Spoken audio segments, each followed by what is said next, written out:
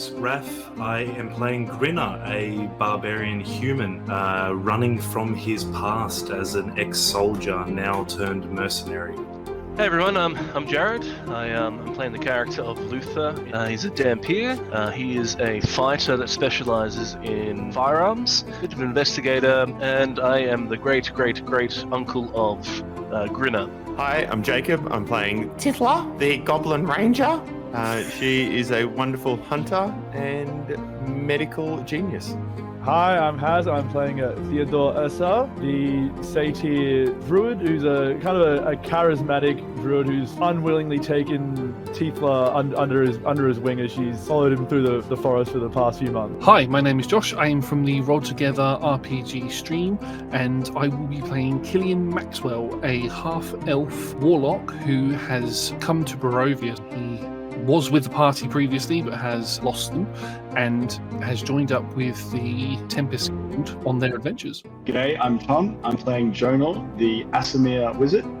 He is on the pursuit of good and evil, finding out the best and worst in this world, and he's doing that with a little bit of naivety and optimism. And I'm Owen, the dungeon master of our Curse of Strahd campaign.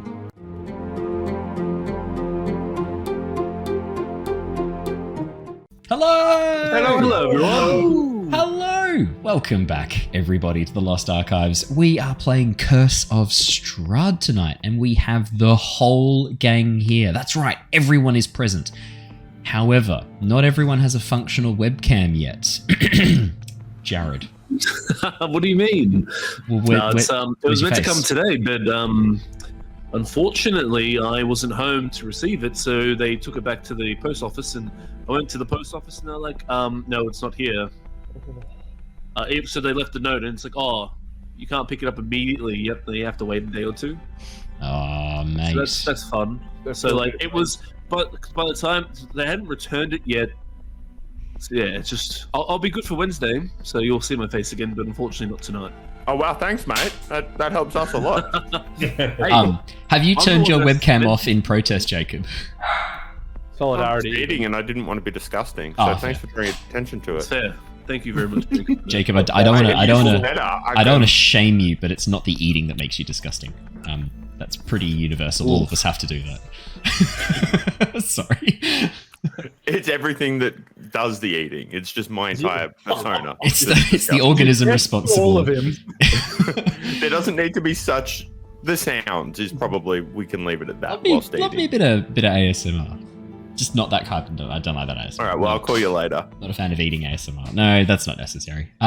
So, unfortunately, for those of you watching this on Twitch or YouTube, you will not be able to see Jared's face. Fortunately, Jacob is turning his webcam off when he eats, so you won't have to see his face for part of the stream. For the rest of us, we're all here. We are all doing well. We are all good. Thank you so much, everybody who came and joined us for our Halloween one-shot last week. I have now fully integrated it. It is now fully canon by popular request. A lot of people were very excited to have it sort of continue as part of the campaign, and there were a couple of NPCs in particular who I don't want to do the dirty on. I don't want to do the dirty and just leave them disappear forever. So we will have some continuation with them. And if we are still doing Curse of Strahd by Halloween next year, we will absolutely do another Halloween one shot. If we are not, I will make sure that we do a special little, let's say like recap episode and jump back in and do a catch up and see how the toy shop is doing before we wrap up the campaign. So I will make sure that we get to visit there again. I know a lot of you really enjoyed it. I also had a lot of fun, so we won't abandon the toy shop idea. I think it is. Christmas is coming. Christmas loves toys. Yeah, Wholesome Blinsky's toy shop. Christmas does love toys. I do have a question, though. Yeah? I have a question. With it now being canon and the fact that we were toy versions of ourselves, does that mean that there is a real-life version of Steve and a real-life version of He-Manus out in Barovia somewhere? You don't know. Please. I'm going to murder them. I need He-Manus original to die. I mean, it also means that somewhere Blinsky's getting together with a bunch of mates and has made D&D character sheets of us and is pretending to play our lives with a bunch of randoms in Vallaki. So, I'm happy to reveal this because we didn't quite get to it in the one shot, and this is something kind of fun. I'm happy to reveal this little behind the screen moment. Blinsky has obviously invented the Barovian equivalent of Dungeons and Dragons that the children of Vallaki play, and he has stats on all the adventurers who have come through that he has met and has made character sheets for. He also has a couple of pre-generated modules that he has created that people can play, which are recreations of some of your adventures and the adventures of other people who've come through, which was a lot of fun kind of doing that behind the scenes. I didn't get a chance to use it during the session. It didn't quite fit in with how you guys were running around and what you were interacting with, so I'm going to save that for a future one because I did have a lot of fun sort of doing that in the background too. Passing about is what that's called. Exactly. but hey, it was loads of fun. So yeah, massive thank you everybody who came and joined us for the Halloween one shot. We had an awesome time, and there will be more of that coming very, very soon. Don't panic. Do it again. Do it again. That was kind of the main bit of news I had to share. I don't think there's any other crazy announcements or anything fun to share. Just obviously, if you're watching us now, hopefully that means you've been watching for a while. If that is the case, and you're enjoying what we do, make sure you hit that subscribe button on YouTube. We are so close. If we can get across that 1,000 subs by the end of the year, that would be incredible. That is our goal. So if you can help us out with that in any way, shape or form, i.e. clicking a button, that'd be awesome. Please make sure you do. Owen promised to do a hot tub stream if we break 1,000 subs this year. I didn't, but I will stand by that promise that was made on my behalf. Seeing as I have now been voluntold what to do, I will do it.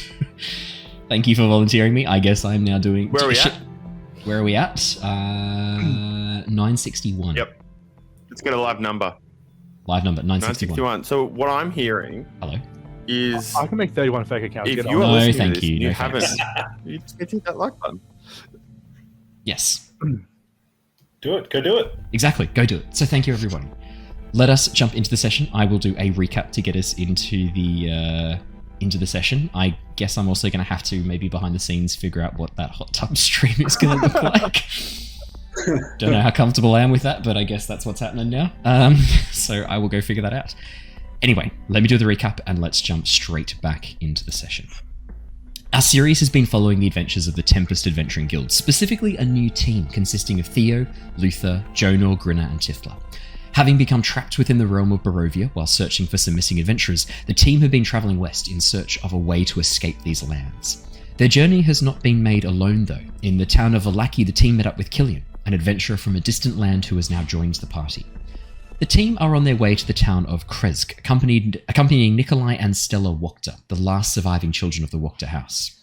After losing her mind following an accident with a teleportation circle, Nikolai is hoping that the abbot at Krezk Abbey can help his sister. The party too have need of a healer, Tifla having suffered severe burns only a few days ago, which have yet to be fully treated. After exploring a seemingly abandoned tower on their journey, the team bumped into Esmeralda, a student of Rictavio's, currently attempting to track down her old master. After gifting Esmeralda a whistle, which the team had previously agreed to use as a signal to contact Rictavio again, they parted ways and returned to catch up to the Wachters.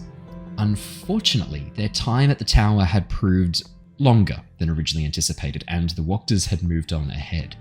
Tracking the path onwards, the team was surprised to find the wagon had turned away from the path to Krezk, instead heading down the road leading to the Wizard of Wine's vineyard.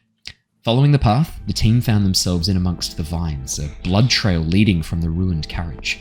Emerging from the blighted soil, a large mass of vines covered in beautiful flowers suddenly rose from the earth and attacked. Undead monsters emerging from its bloated form. The team destroyed the corpse flower, but upon its death, a cloud of spores unleashed from its stem, causing the team to black out. The team awoke to find themselves in Blinsky's toy shop, inhabiting the bodies of toys made to look like them. This was, of course, our special Halloween episode, which I strongly recommend you go and watch. Essentially, though, the team made their way through the toy shop, a perilous journey across the toy shop to reach the front door, making and breaking allies along the way, and I don't mean making and forming alliances, I mean making and breaking actual allies, and encountering some incredible toy monsters. We left off last session as the team awaken to find themselves back in the real world. as you all have opened your eyes and woken up, I believe Tithla was one of the last ones. Was it Tithla and Theo were the last to wake up? No, it was Tithla and Luther were the last to wake up. Yeah, muted, it was Tithla. Has. He's pretending to talk. He's still muted. Do you think he realizes, or is he just pretending? I was not pretending. I'm an idiot. But that didn't answer the question if you knew you were muted or not. I guess. did not. No, so I came through, I think, second after I blew Yeah. myself up exploding the cube. That's right. So I think Killian was first. I was second. And then we woke up the rest of them. Yeah, so as you all awaken, you are surprised to find standing over the top of you a large stone plinth rising about a meter off the ground, engraved upon a large brass plaque reads Killian, what a butt. And as you look up, you can see a stone statue, a perfect replica of Killian, carved out of beautiful stone. And then suddenly you notice the statue move. Ah, well, everyone's awake now. Come and laugh at the butt-face. He's the worst. Nobody likes Killian. Did you know that nobody loves him? His mother threw him out one day. And points down at Killian. He is still somehow better than Raspip. I don't think I like that statue. I'm going to try and push the statue over. A cantankerous cad. Oh, unhand me, you elf! As you go to push the statue. I guess that is going to be a athletics check, please, Grinner. Could I wrangle strength because I'm kind of just shoving, or That is an your athletics soul on check. athletics? It's just strength. Yeah, how Plus could your your athletics be proficiency. worse than your strength? Hey, yeah, you're onto something there. Anyone, I think we've done this before. Oh, it's a nat 20. As you go to push the statue sort of bends down and goes, no, please. You want to push him over. Push him. Oh, he's a cantankerous cad. He's a villainous, vile, and then you just push him over. As you gently sort of stand up, knocking the statue, it sort of waves its arms in a bit of a windmill as it then falls backwards onto the mud and with a squelch starts sinking into the mud a little bit up to its head. Oh, now I'm as filthy as actual Killian. Well, I kind of hoped that would break him. Stupid. We could have fuck. pushed him on his face. Well, yeah, I didn't really think of that, though, did I? But thank you for pushing it over. It is not nice hearing my original voice. Trying his best to... It's actually... It's speaking with a much more sort of aristocratic version of your voice, Killian. It seems to be mocking you almost, as if someone's trying to impersonate your voice and not doing a very good job. Like doing their best to kind of like make you seem ridiculous. Hey, look, do you hear that? He's trying to murder a statue. Oh, this man would murder babies if he could. What a disgusting individual. Tifla, could I borrow one of your socks, please? What's up? Probably going to masturbate in it. What a disgusting fellow! As he points at Killian. Where the fuck this thing come from? I do not know. I went to wake Theo up, and it just sprouted out of the ground. I am the statue that always tells the truth. He said it himself. As he points to Theo. Upon waking, you did say, is that a statue that always tells the truth? I was a bit loopy. It seems like it tells lies now. Maybe? I mean, you do not sound like that unless it's another case like Luther where you have a fake voice. The only one who lies is Killian. Who lies with pigs? Actual pigs. Are you going to let that slide? As he points over at Killian. To pick up some mud and start shoving it in his mouth. Okay, I think we can leave the statue alone now. Yes. I should apologize to the people that own this winery. Look, to be fair, we killed a giant murderous flower on their property. I think they owe us. Oh, yeah, we did do that, didn't we? Also, what the fuck just happened? What the shit? What do you mean? You all remember your shared dream. I will say. Wait, you had the dream too? I assumed it was just very realistic when I woke up. I assumed... What, with the tiny little wood and us? Yeah, no, I was there too. And the wooden shark and the exploding eggs? Yeah, and all of those... The Manus? Yeah, oh, no, let's not. Manus, Oh, why did I do that involuntarily? Don't do that again, please. That was just horrifying. We tried to put it out of our minds, and it was scary, and I still don't have a sock. You would need me to go and find you a sock. No, it's fine. I've put mud in his mouth now.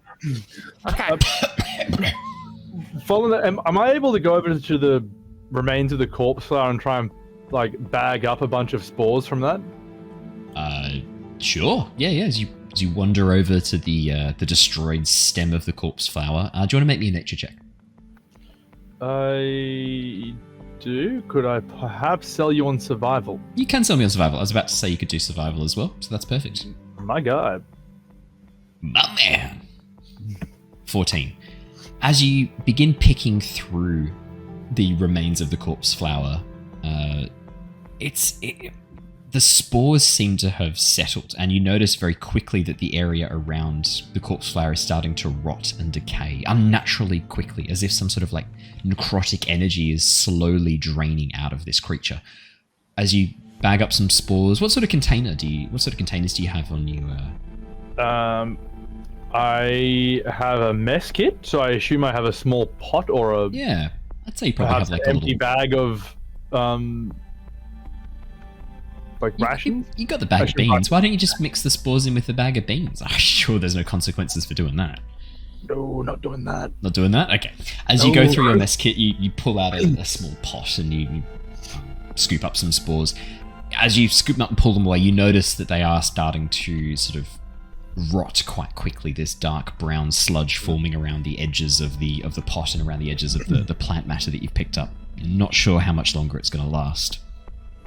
I wonder if I could slap a healing word into it.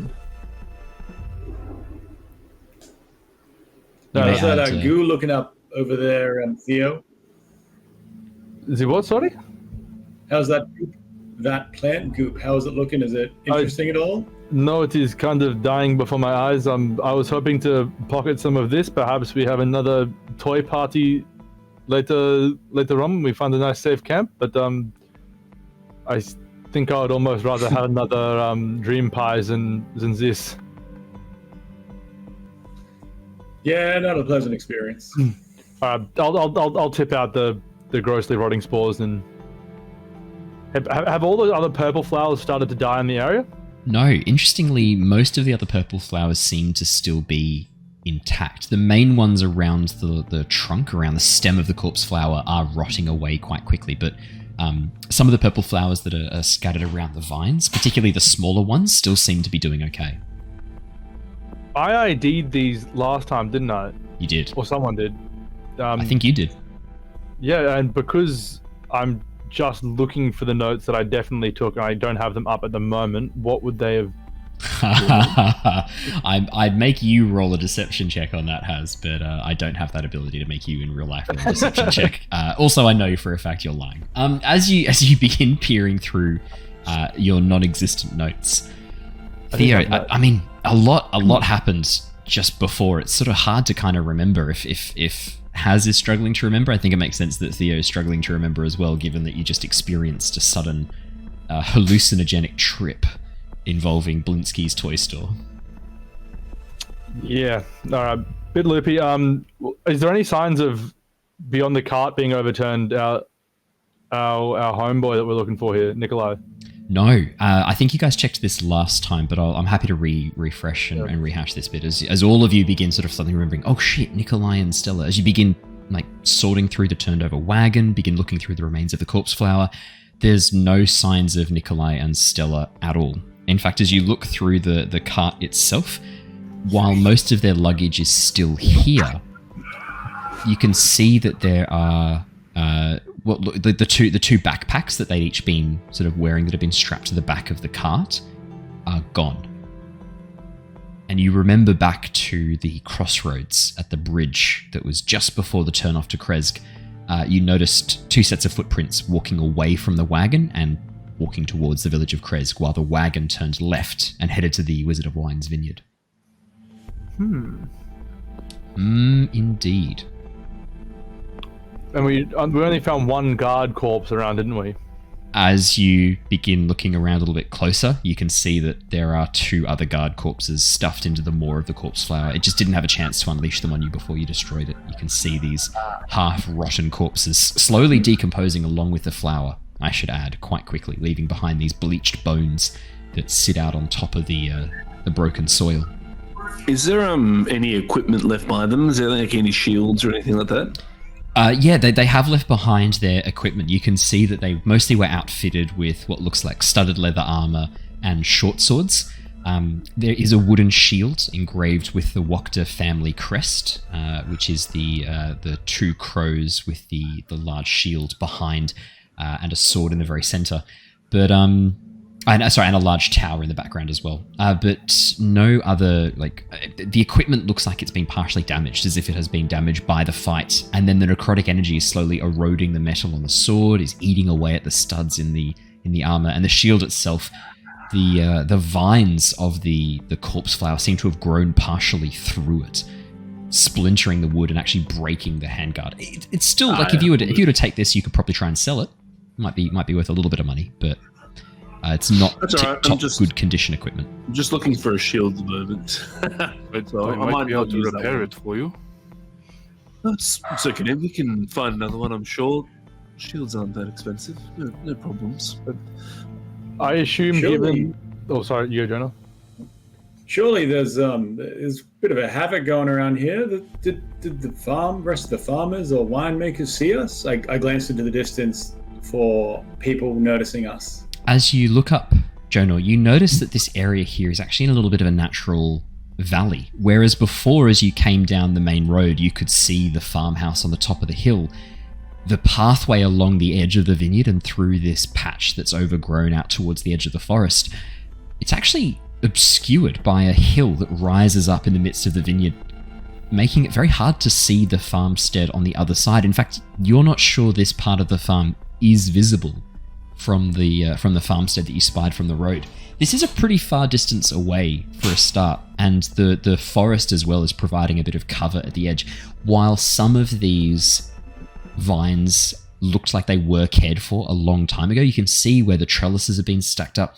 Most of the strings have broken and snapped, and you can see that while the vines are looking healthy, they're growing wild. Grapes overgrowing on them at the ground underneath them. You can see grapes that have rotted and have fallen off.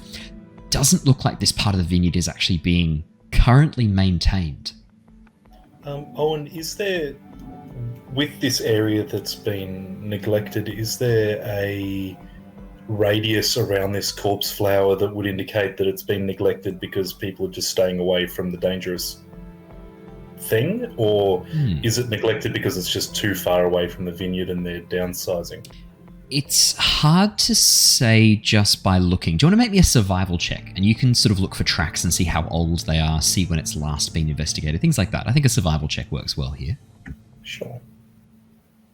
So good. 5. Grinner. If there's a great big ugly flower eating people, then they shouldn't be going near it. Makes sense. Boom. Yeah, job done.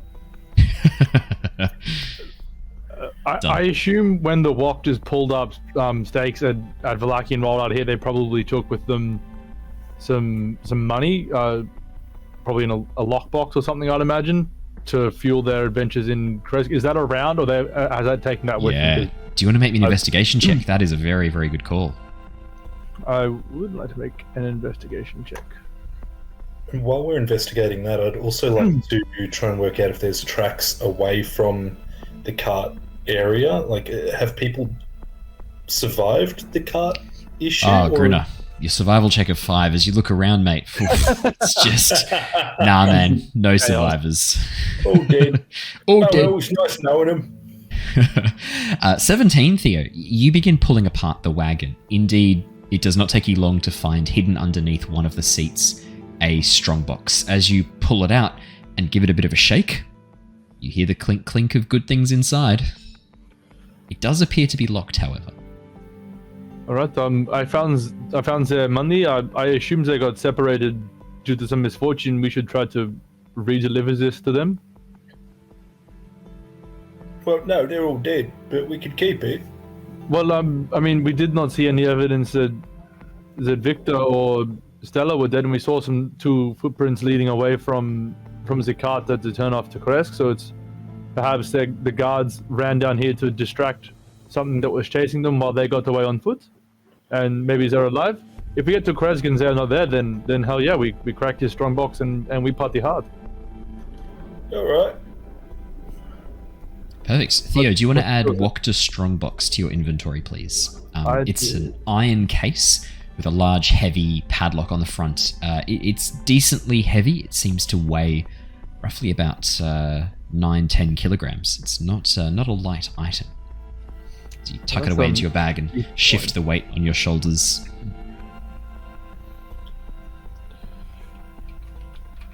But yeah, Gruno, as you look around, nah, mate. Nah, no survivors. Oh, dead. Oh, right. dead. The skeletons that we were fighting that this thing's brought back to life, are they, how far gone are they? Are they just rotty bones? Or yeah, so the ones that it had actually thrown up at you have been decomposing far quicker than those that it hadn't yet regurgitated. As you look around, you can see just bleached bones scattered across the ground where these skeletons had been raised. In fact, all of the items, all of the sort of rotting flesh that was across these bones has completely gone, turned into black sludge which has soaked into the soil. Beautiful, perfectly preserved bleached bones now lie across the earth underneath the vines of the vineyard.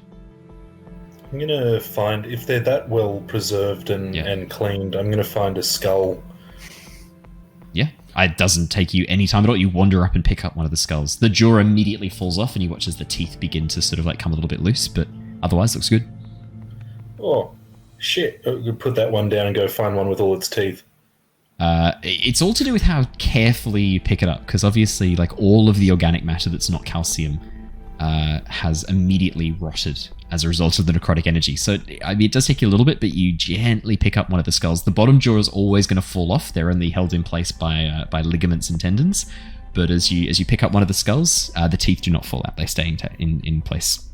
I would imagine it takes Grinner probably like 3 goes to realise he needs to be gentle with them. Perfect. Yeah, maybe so. There's like teeth scattering the ground, a little trail of teeth to track you to Grinner as he wanders around this little area. Look, I made a friend. What was that, Jenna? I was going to go up to one of the purple flowers that seems to have sustained itself and have a look over it for any like evidence of magic sort of emanating from it. Yeah, Jonah, as you begin to inspect the flowers, could you make me an Arcana or a Nature check? Your choice. He's got the power. 20. He's got the power. Jonah, as you begin examining these flowers, because you rolled an Arcana check, you're not familiar with the species or the type of flower per se, but as you examine them, definitely there's something about these that reminds you of the corpse flower itself. They don't look like they're the same plant exactly. In fact, as you begin sort of examining them, it seems like these are almost a type of, maybe like a distant cousin to the corpse flower. And as you scrape away the dirt and peer at the roots, you can see that the roots have actually embedded themselves into the roots of the vines, the grapevines nearby. Jonah, while you have a bit of a think about this, it occurs to you that there are some creatures that can feed on magic, that can suck the magic out of creatures and live on it. You don't think that's exactly what's happening here. It's not a magic parasite. Maybe it's just a normal parasite. And while the corpse flower feeds on human flesh and the flesh of animals, this cousin, which looks a little bit similar, you get the sense it's feeding on the plant, maybe the life energy of it. It seems to be some sort of necrotic energy. I wouldn't describe it per se as magical, but there is a magic to it. It's almost like a plant that's been partially, maybe like it's been formed by exposure to magic over a long, long time. Same as the corpse flower. As you examine the corpse flower with a 20, no natural plant can revive dead creatures with necrotic energy and fling them at people. That clearly magic is involved in the creation of such a thing. And as you think about that, Jonah, it occurs to you that maybe the corpse flower is what happens when you empower one of these with necromantic energy. one of these smaller plants. Boys, I think something's come past here and quite obviously made some of these creatures evil. It's just a bigger, stronger version of these like life-sucking plants. I'm going to grab the base of the plant, and as my hand is sort of like working at the stem, I'm going to cast Firebolt and just like burn it alive and see what happens to it. Reacts any differently. The plant shrivels up, turning to ash and cinders in your hands. The stem, which sort of moves down into the earth, burns partially down before smouldering away into dull embers as you burn it up, leaving behind Nothing unusual. Just ash. No, it just seems to react like a normal plant would when you burn it. Yep, very cool. I would say it's a little bit juicier than a plant you'd expect the plant to be. It steams and bubbles as you start pouring the heat into it through the fireball, but that quickly evaporates and then the plant catches fire and burns away.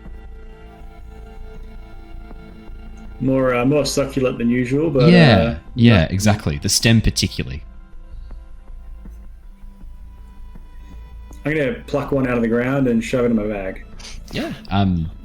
You may add a parasitic flower to your inventory.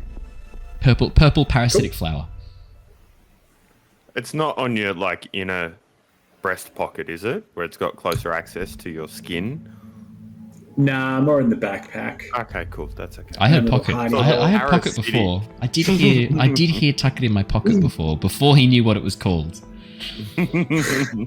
Pocket it is. Pocket of his bag. Okay. Jonah, as you examine this plant, you're very confident that it only attacks and drains the life force from plants. As long as you are not a plant, you get the sense you're probably safe. All good. Probably. Yeah, I don't have anything else to add to that. Cool. Alrighty. I hand over to all of you guys. The cart lies still. The bodies of the guards lay strewn across the ground. Having raided the cart, you have that strongbox. You can still see there are 2 more trunks full of clothing and other items strapped to the back of the wagon. 2 more trunks, one full of supplies and food, has been overturned and smashed on the ground, spilling out what looks like quite a few days' worth of rations just tumbled onto the earth. Grin is definitely picking those up to resupply on foodie goodies. Grinner, if you pick up all of them, feel free to add 20 days' worth of rations to your backpack. I will do that. You're picking up all of them and shoving them in your bag? Yeah.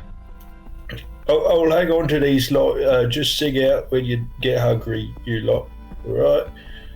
I also want to have a look and see if there is anything the Grinner might consider to be a weapon that wouldn't be standard. The spokes of the wagon wheel are made of strong, sturdy wood. If you were to remove one of those, you'd have a very good club. If you were going for something a bit more esoteric, a femur. A femur is quite a long, hefty bone with a club-like end where it joins onto the hip. There's a few spare femurs dotting the place. Is there a... If you were to stick some teeth into that, you'd have a makeshift mace or morning star. Grinner's going to take one of the remaining intact wagon wheels off, assuming there is any. Yeah. The wheels themselves aren't completely shattered. If anything, it's actually the main body of the cart that has been broken open. The wheels look like they've survived fairly well. Cool. Grinner's going to have a wagon wheel. A whole wagon wheel. You're going to take a wagon wheel with you. Correct. That means like the biggie? That's really heavy. Yeah, do you want to make me I'm just going to get a flat athletics check, please, just to see how well you're carrying this. And I will be checking in with more of these, and you will be taking points of exhaustion if you're not good. Instead? Yeah, can I do strength instead? You can do strength instead if you like. Roll with less pluses. You do you, Pikachu. It's a 10, Grinner. As you pick this up, this was a pretty... I'm wheeling it, though. I'm not just picking it up. I'm gonna roll it. Is Grinner smart enough to wheel a wheel? Heaven forbid you try and wheel a wheel through quite a tightly packed vineyard. Even if you follow the pathway the cart had made, smashing through the trellises and breaking through the vines, I mean, the undergrowth is choked with overgrown vines and bits of detritus, stones and rocks. It's not an easy wheel to wheel either. It's almost as tall as you are. This was a big cart. Like 4 or 5 people could sit on this comfortably with room for a driver up the front as well and additional luggage space on top. The wagon wheel at the back for efficiency is much, much bigger than probably you were expecting. And as you go to roll this, Grinner, this is going to be hard work. Like you already know immediately this is going to be tough. So what you're telling me is that this is a really bad idea? Fuck off. Don't laugh at that. I'm laughing at what I'm going to do to you for that. I guess this is a really bad idea, is what Grinner thinks. Grinner just kind of giggles to himself a little bit as he fails to push this thing anywhere. What does Grinner giggling sound like? I'm just having trouble picturing that in my mind. That seems like more of a guffaw. A giggle it must be much higher pitched, surely. A giggle is something like a bit more tee-hee-hee. We got him, ladies and gentlemen. We got him. That matches the facial hair much closer. Oh, yeah. Alrighty. Grinner, yeah, this is going to be tough. Can we clip that? Is that what we're doing? We clip Can that? if you want to. I can too if you like. Yeah, Grinner, you as you begin pushing this, like, you can continue and persist. This is going to be tough. Otherwise, if you want to smash it and remove one of the wheels, one of the wheel spokes, probably going to be a bit easier. Grinner ain't no quitter. Grinner ain't no quitter. Perfect. While Grinner hefts this off the axle and then begins pushing it along, what are the rest of you doing? Shall we begin heading up to the winery, see what's going on? Maybe they've seen these people, and we do still have to order wine for vallaki. I vote down. Good idea. Yes, so let's begin heading uphill. So my question is, did you want to sort of move through the vineyard itself, through the vines and trellises set up along the pathway, or did you want to make your way back to the main road and approach through the open gates and the main road that does lead up towards the house on the hill, that does lead up towards the farmstead? Probably whatever looks faster. I mean, I think we're trying to be respectful here, and I know this is new for us, but perhaps we should just go on the road since, we want things from these people. The road's going to be a touch easier for Grinner's stupid wheel. Well, it's uphill, so I don't think. You know what they say about, stones and moss?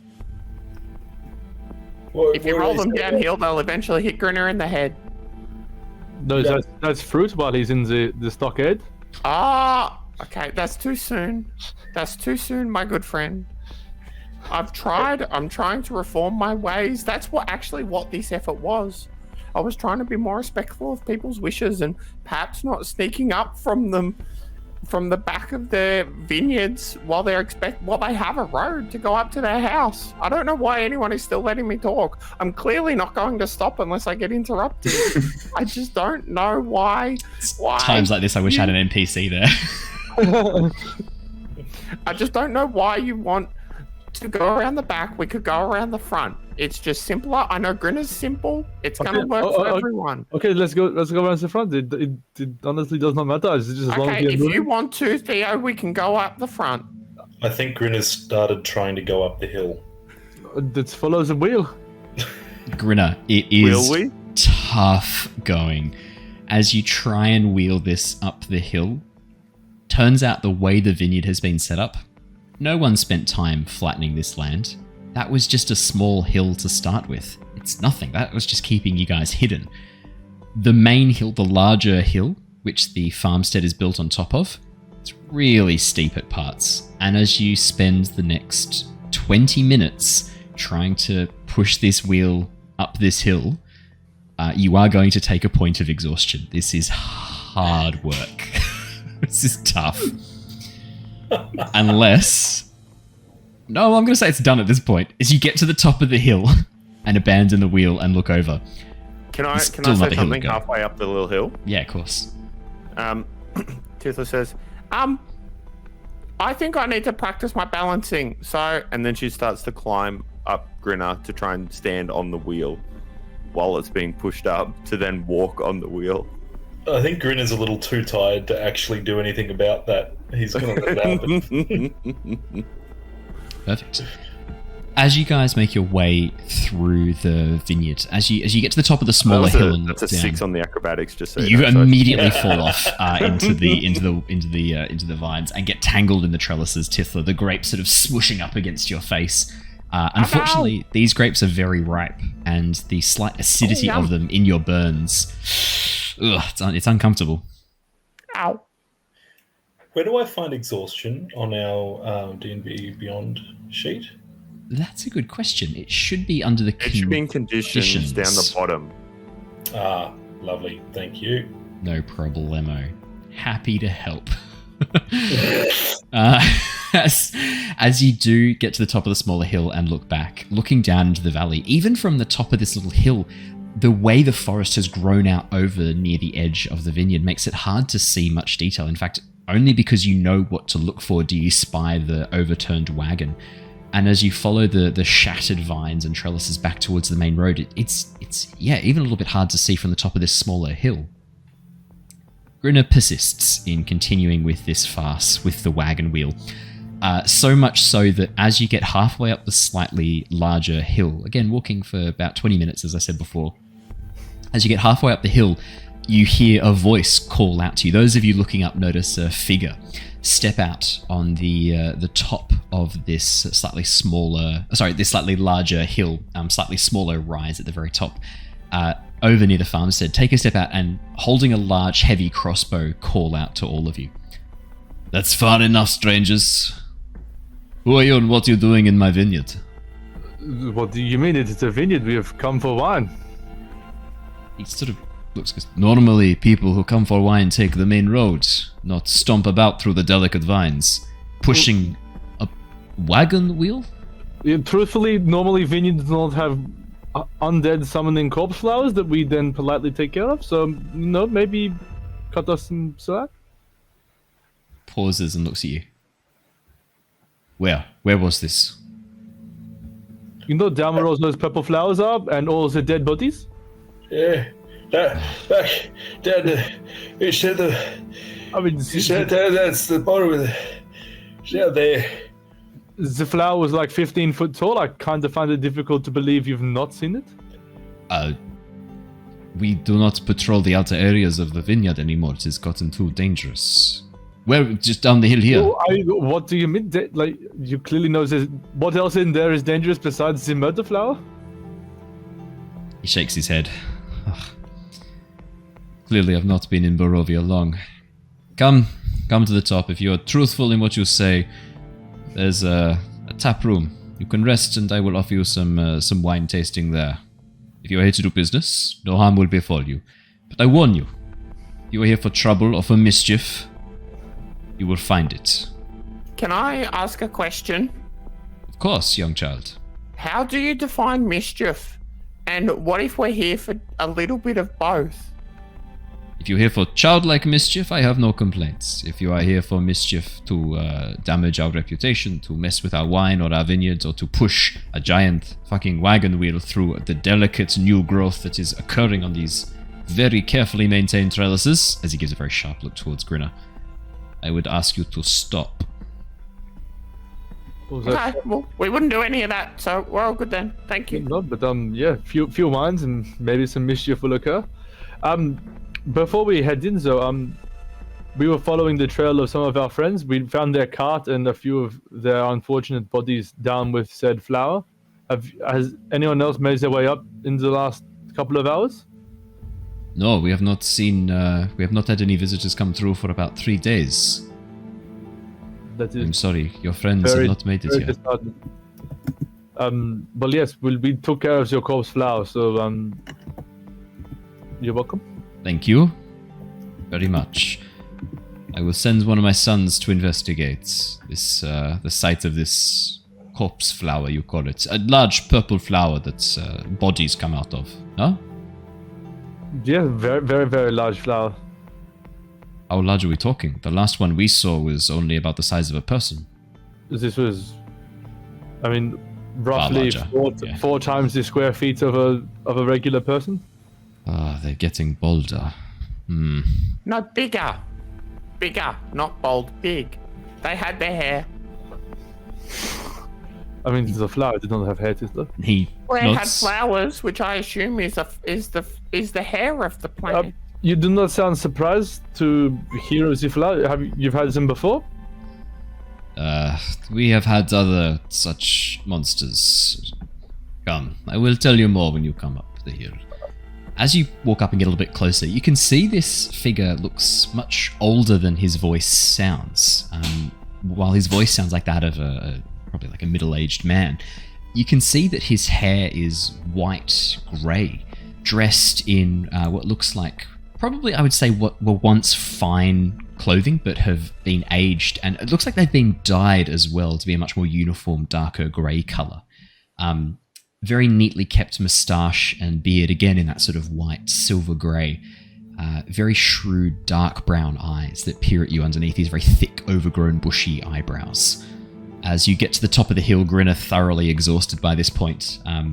Grinner, as you stack your wagon wheel against the edge of the barn. Oh no, you go. I was going to say, if he seems to be taking offense to me wheeling this thing up the hill, I'm probably just going to leave it wedged in the ground and carry on without it. Not going to let it roll back down? I mean, if it goes on its own, if it's not going to cause damage on its own, then I'll let it go. But if it is, then I'll just kind of rest it up against one of the trellis posts. This is a very heavy wagon wheel. These trellis posts are very thin. I would even say, Grinner, in your exhausted state, you know that leaning this against a post is going to result in a splintered post and some crushed vines underneath this wagon wheel. Is it going to stand on its own right, given how far it's squished into the soil? You're on a hill at the moment. If it's just light enough that you can roll this without it immediately bogging down, it's also just light enough to roll on its own. You think, unfortunately, if you want this to stay where it is, you're going to need to put it down, or you're going to need to get it to the top of the hill and place it up against the barn at the very, very top. Top of the hill it is. Fantastic. Yeah, I mean, you carry on, Grinner. By the time you get to the top, you are drenched in sweat, puffing and panting, having very much earned that exhaustion point that you have now taken. As you gently rest the wagon wheel against the edge of this barn, you can see that the top of the hill actually plateaus out, and there are a number of residents that have been set up at the very top of the hill. It looks like this is a very well-maintained farm area. As you look across, you can see that there is a much larger barn that has been set up that you've rested the wagon wheel against. As you look inside, you can see a number of apparatus that are probably designed for brewing and designed for the creation of wines, as well as a very large vat with a series of pipes coming out of it that probably is used for bottling.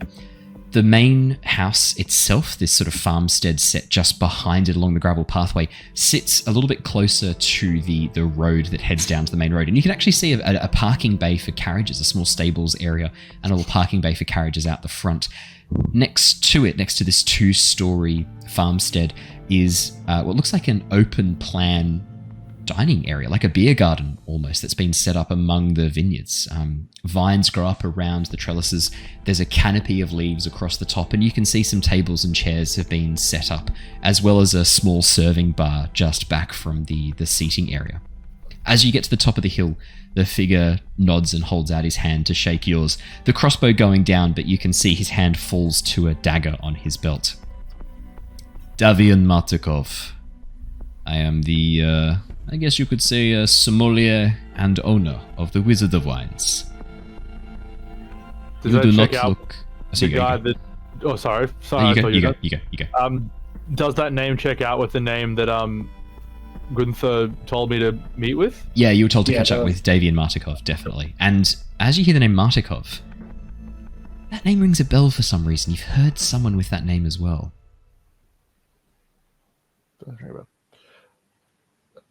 Well, it's a pleasure to meet you, Damien. We are the Tempest Adventuring Guild plus Killian.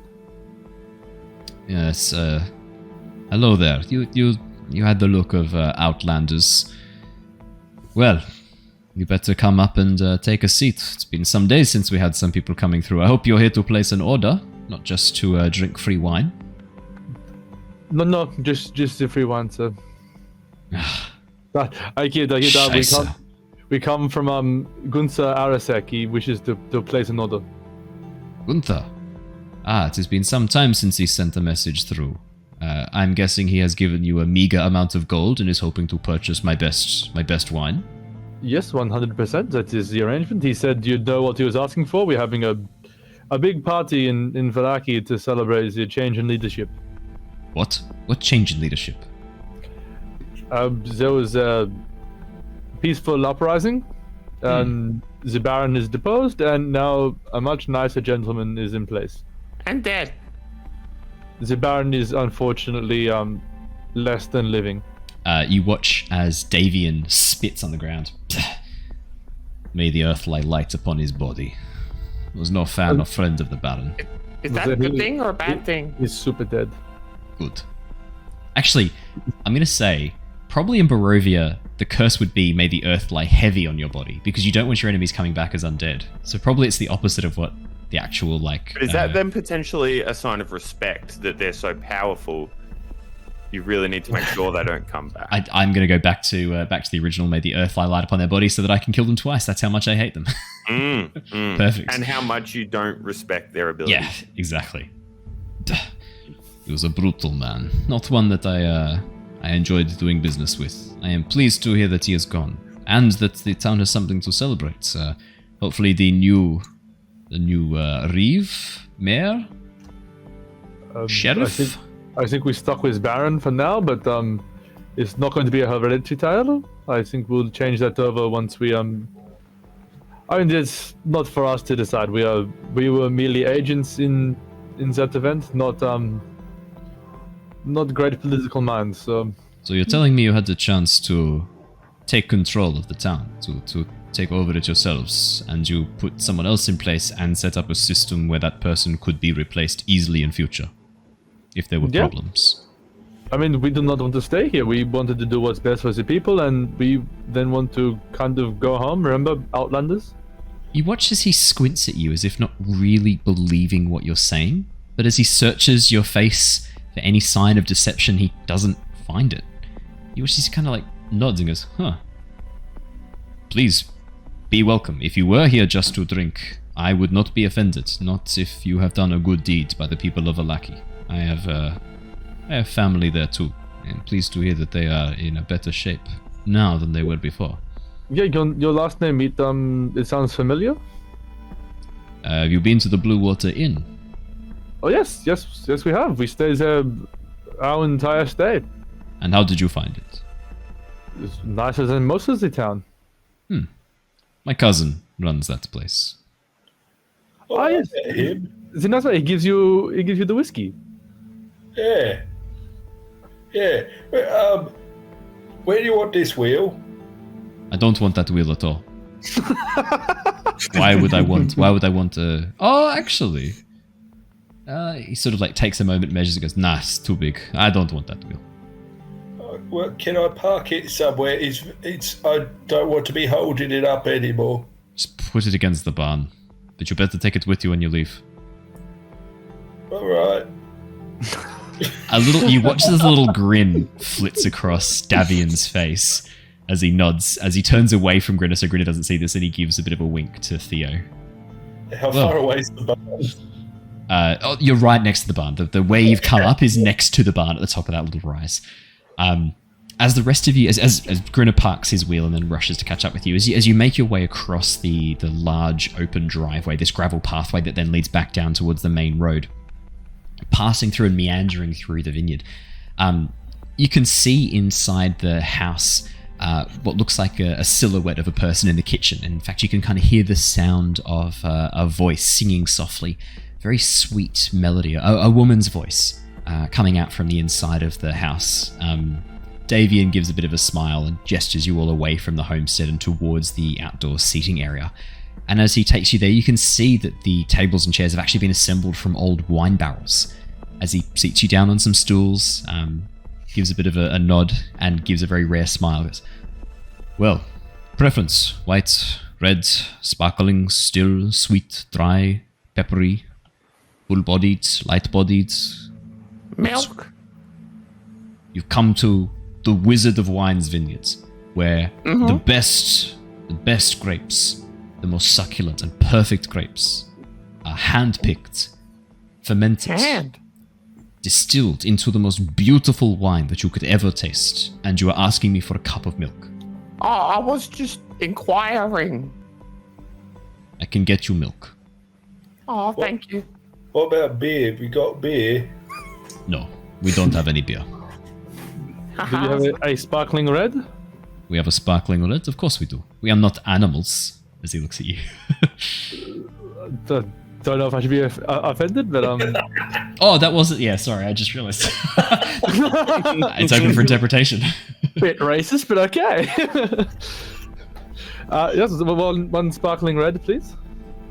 We've got two. I can give you a taste of each. You can tell me what you prefer. One is a bit sweeter. One is a bit drier.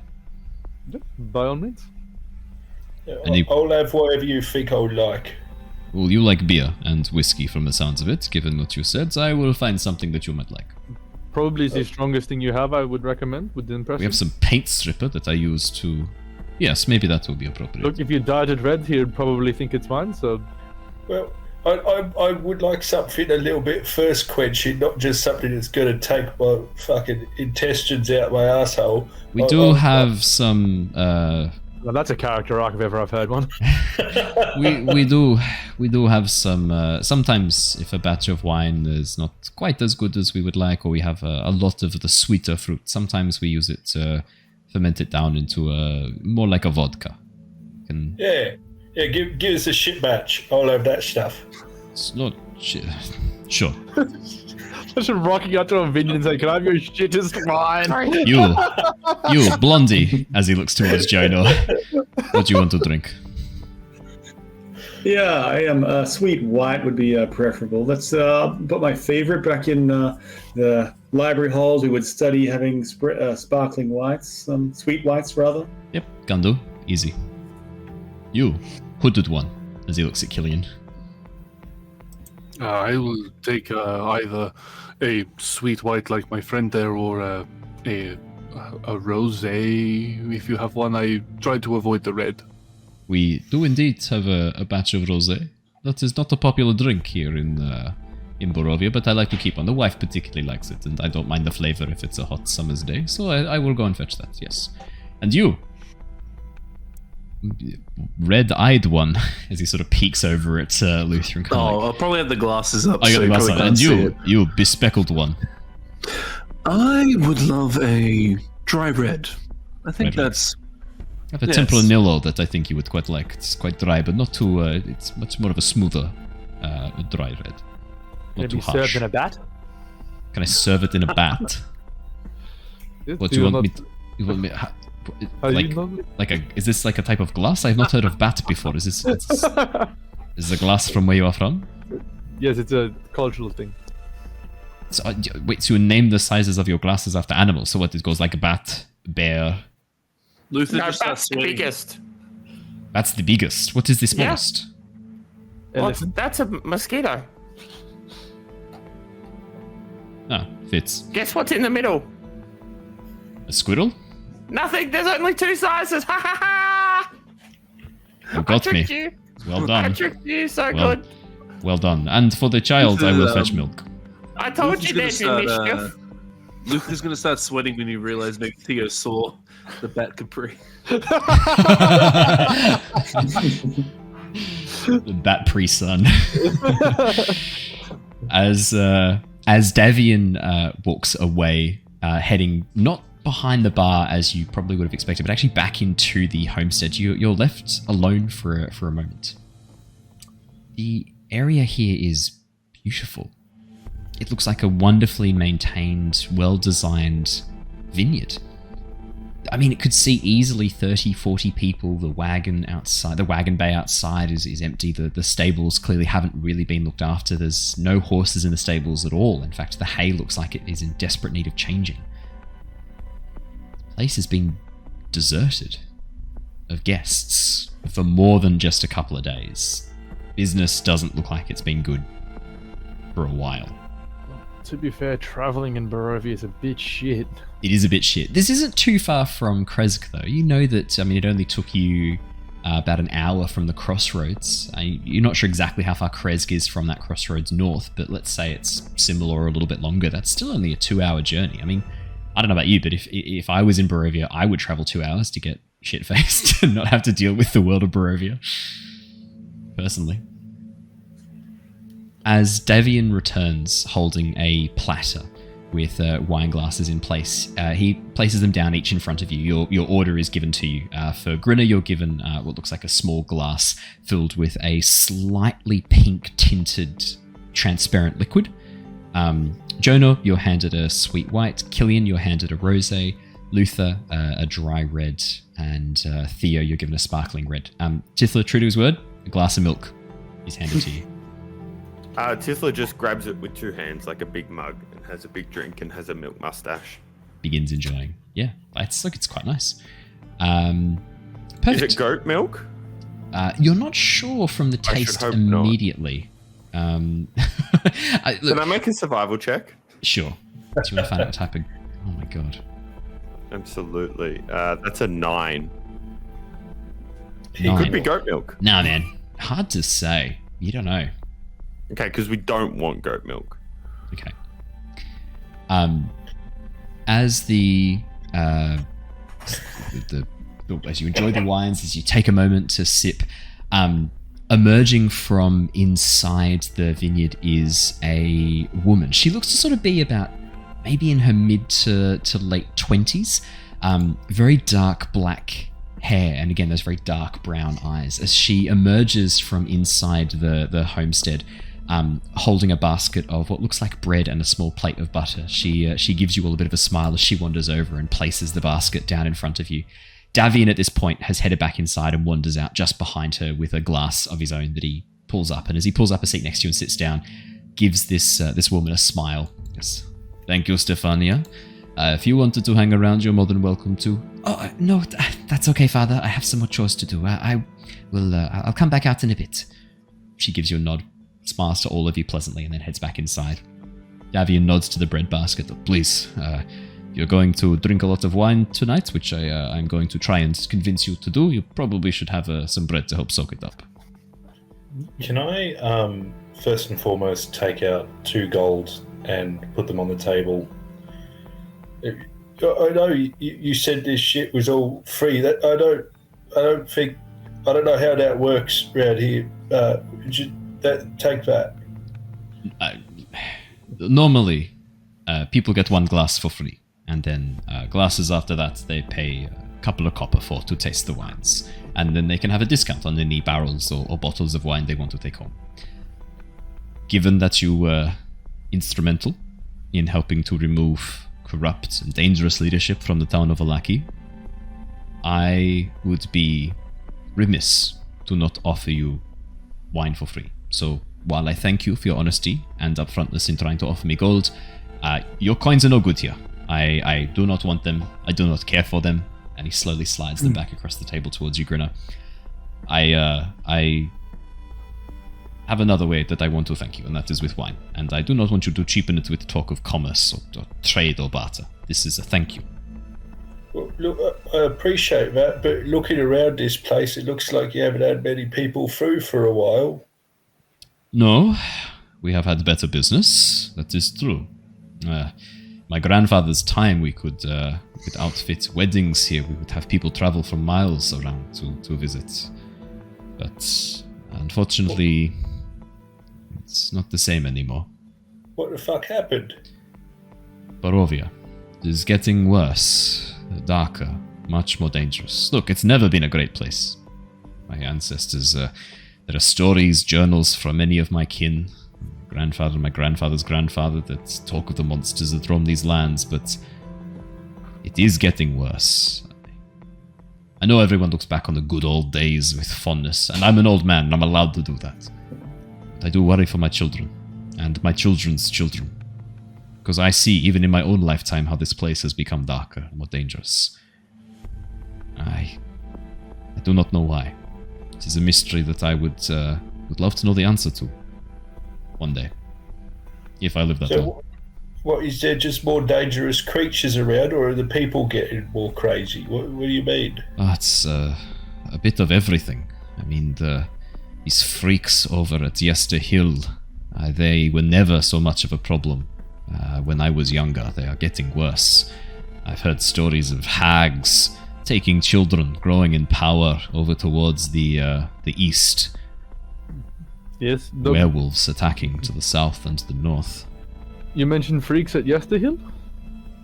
Yeah, they call themselves a druid circle, but they are unlike any druid circle I've heard of before. And we have had a few adventurers come through in the past who were claimed to be members of a druid circle and called these people abominations for what they did. I don't know many details, but they seem intent on claiming these lands, blighting them, turning them into the dark reflections of Yester Hill. Is that what's been disrupting your vines and making the outer vineyard be dangerous?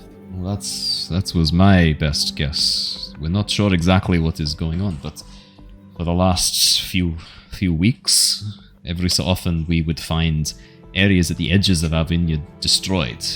When we set up guards, when I had other members of the family investigate, it started to escalate.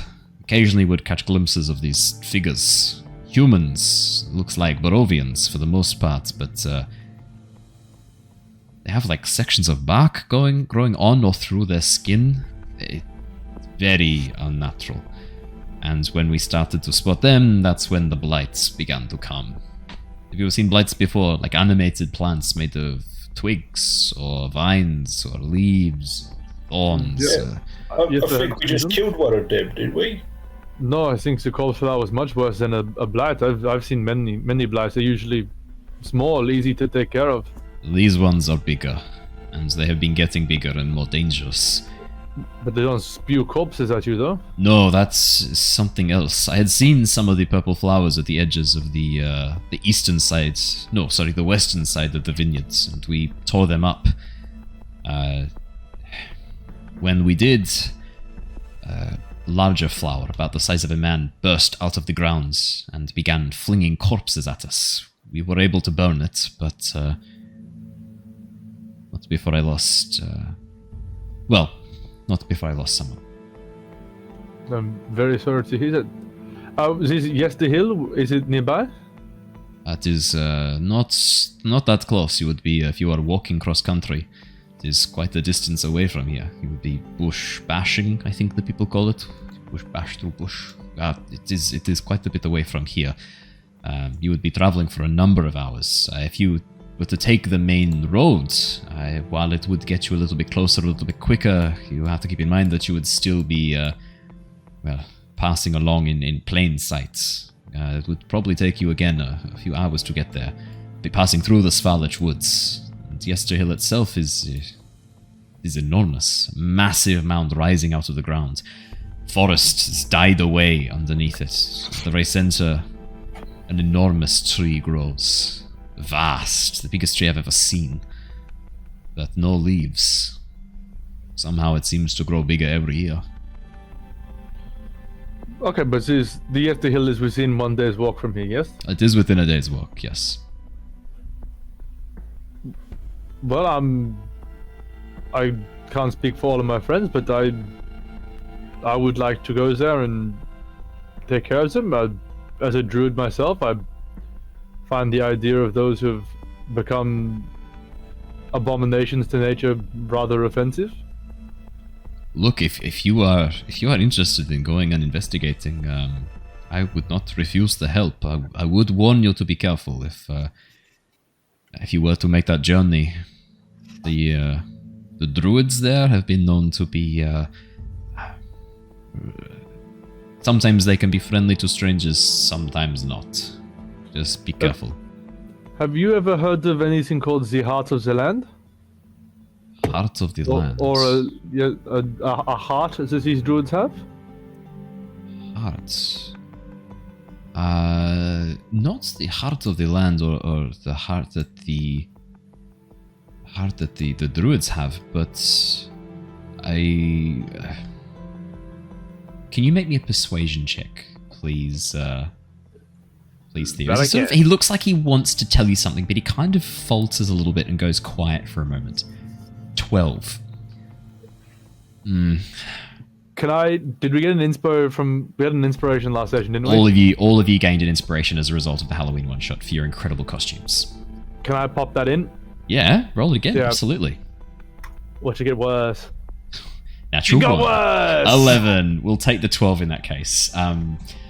Yeah, Theo, as you sort of nudge him, how would you ask someone a little bit awkwardly for more information? How would you do it? Look, I can tell you have something to tell me, or that you know and do not want to share. Knowledge is valuable here, so I'm happy to go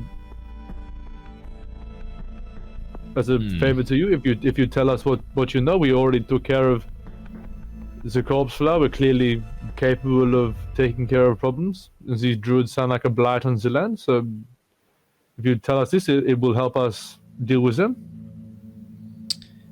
Well, I've not heard of the heart of the land or the heart, but sometimes my family and I have referred to the gemstones that we keep here as the heart of the vineyard. There are 3 stones that emit a soft, glowing light. We use them to help grow the vines. They are no larger than a pine cone. We have 3 of them here that we use to help keep the vines alive. Sometimes we've called them the heart of the vineyard. Mostly we call them magic seeds. They're not seeds though, they're gemstones. I don't actually know where that name came from. Well, are they actually magical? Oh yes, they emit a soft, glowing light at all times that plants seem to drink in and grow very vibrant.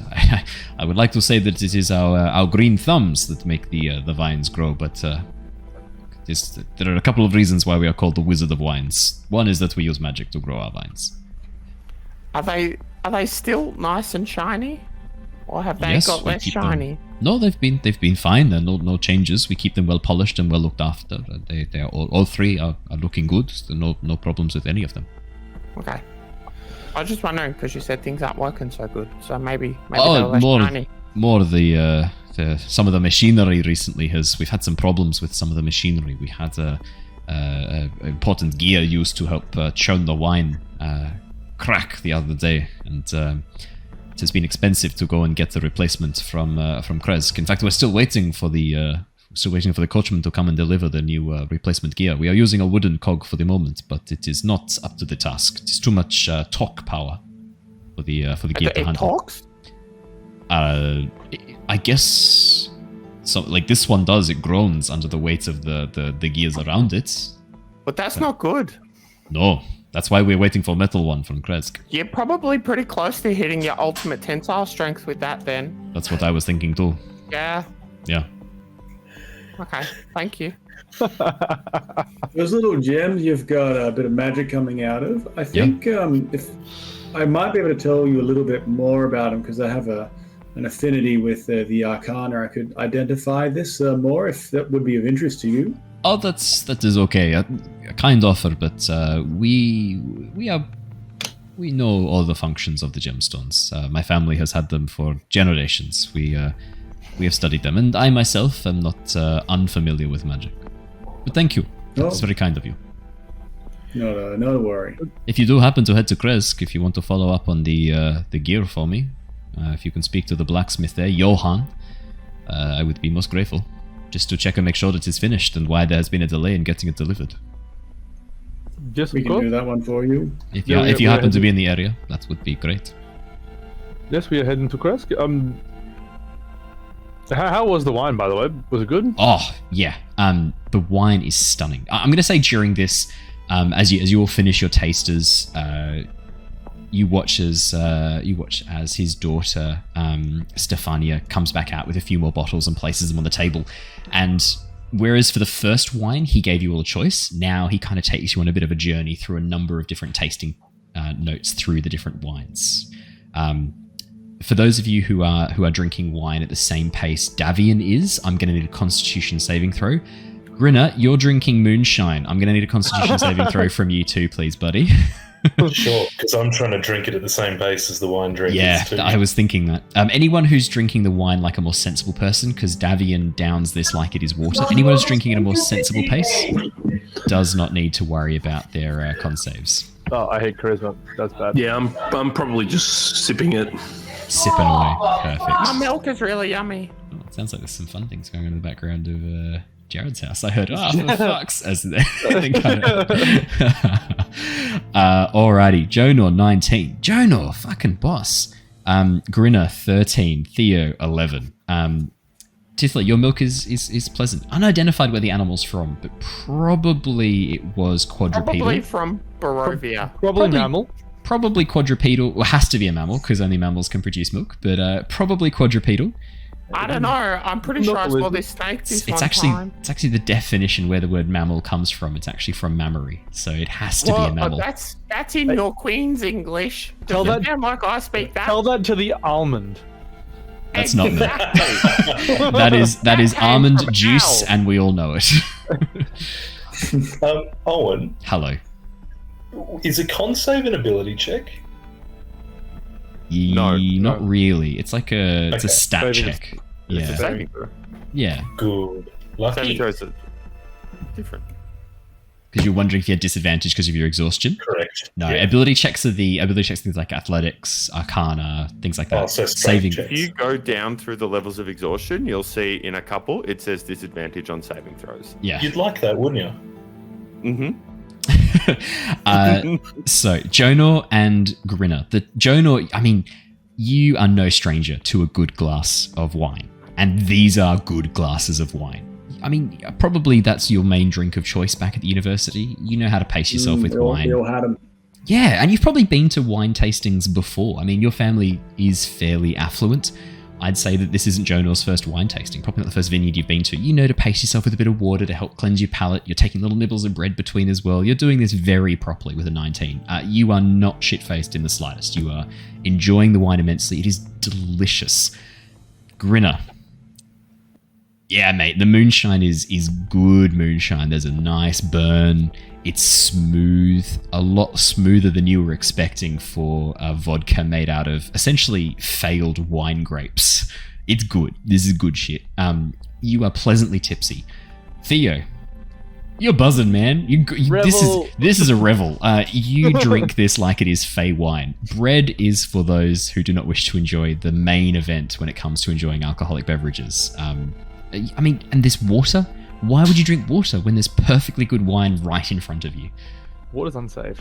Water can host all sorts of bacteria. Yeah. I mean, things live in water. Do frogs and salamanders and newts, do you reckon they get out to piss? Nah. Fish certainly don't get out to piss. So water is unsafe to drink. Given how merry I'm feeling, I would like to play as a jaunty tune on my sylvan horn. I would love a performance check, and because you are a satyr, you will not have disadvantage. I would assume that most of your performances have been done at some level of inebriation in the past. Yeah, it's like you hit that nice level for playing darts where you're much better after a couple of drinks. Yes, yeah, exactly. While you get into your tune and do your... is it still +6 for persuasion, or is it a bit less for performance? Oh, wow. Yeah, no, it is +6. It is still I hit +6. the wrong button, yeah. That's okay. Still +6, so 10. That's not bad. That is an average playing of the Fey Sylvan pipes. As you play a bit of a jaunty tune, Davian nods along. Not bad. Well, Hopefully, I think your wine hit me a bit harder. Usually, I can play a better tune than that. that's how you know you are enjoying. Dancings the other night. Well, it's how you know you are enjoying a good amount of wine when you think you are better at things than you actually are. That is how you know. That was kind of mean, but okay. Just nods along. Well, so I mean, look, if you were to go and investigate Yester Hill at some point, I would not say no, but I do not think there is anything we need to be particularly worried about. We have some wards that are up in place around the vineyard. We know if things come too close. That is why most of the problems have been at the outer edges of the vineyard, and why we ended up pulling back. I mean, yes, Making but you've lost territory, and if you had have gone down where we were, like, that flower would have killed you for sure. How bad was it down there? This was pretty bad. Like, 3 of the guards from our friends are dead. Our cart is overturned. 3 potential customers murdered, and we barely got out with our lives. There were a lot of other dead people down there too. I don't understand why there were so many bodies down there. I didn't really think about it at the time, but how? Humanoid bodies? What, like people or animals? Yeah, I pull up one of the skulls. Why are you carrying that in your... What? As he looks at it. I mean, he carries a wagon wheel up here. It's not the weirdest thing he brought back. That's a good point. Why am I asking questions? It's definitely on par, but it's so clean. Look at it. It is rather clean. You say the flower did this? I was near it. I will send some of the boys down in the morning to go and investigate, see if we can find anything about these people and maybe try and return their remains to their families, or at least give them a proper burial. I'm assuming... Oh, shit. I'll leave this here then, I suppose. No, not on the counter. People eat off here. Put it on the floor, as he looks at the skull. Well, it's a little disrespectful. Alright, put it in the flower pot behind me then. Alright. I pick a couple of flowers and put it in the eye sockets. You're talking to me about being disrespectful. Well, do you have a place to stay for the night? I'm guessing if you said the wagon was overturned, that was your wagon, you have nowhere to sleep. It would be appreciated if you could provide lodgings. I can give you somewhere to camp out for the night. That is not a problem. We have some spare rooms, as long as you don't mind sharing. No, we're quite used to that. Before we go to sleep, so who's going to sleep? I have 6 more bottles. My guy. Well, before I get too drunk that I cannot negotiate, Mr. Arasek, he gives me this bag of gold to purchase wine for a full-blown party in Vallaki. No, let me guess. He told you that this was enough gold, that there would be no more required. Or is this a down payment? Because that looks like a very light sack of gold. He said he would give you the rest on delivery, as usual arrangement. Cheap bastard. Per his usual arrangement. I never agreed to such a thing. He wasn't such a good customer. Tell him to fuck off. No, that is alright. If you're happy to hand it over, I'll count it out in the morning. I'm not going to do business right now. My head's swimming a bit. I pass him what I have written down in my inventory as the wine dowry. The wine dowry.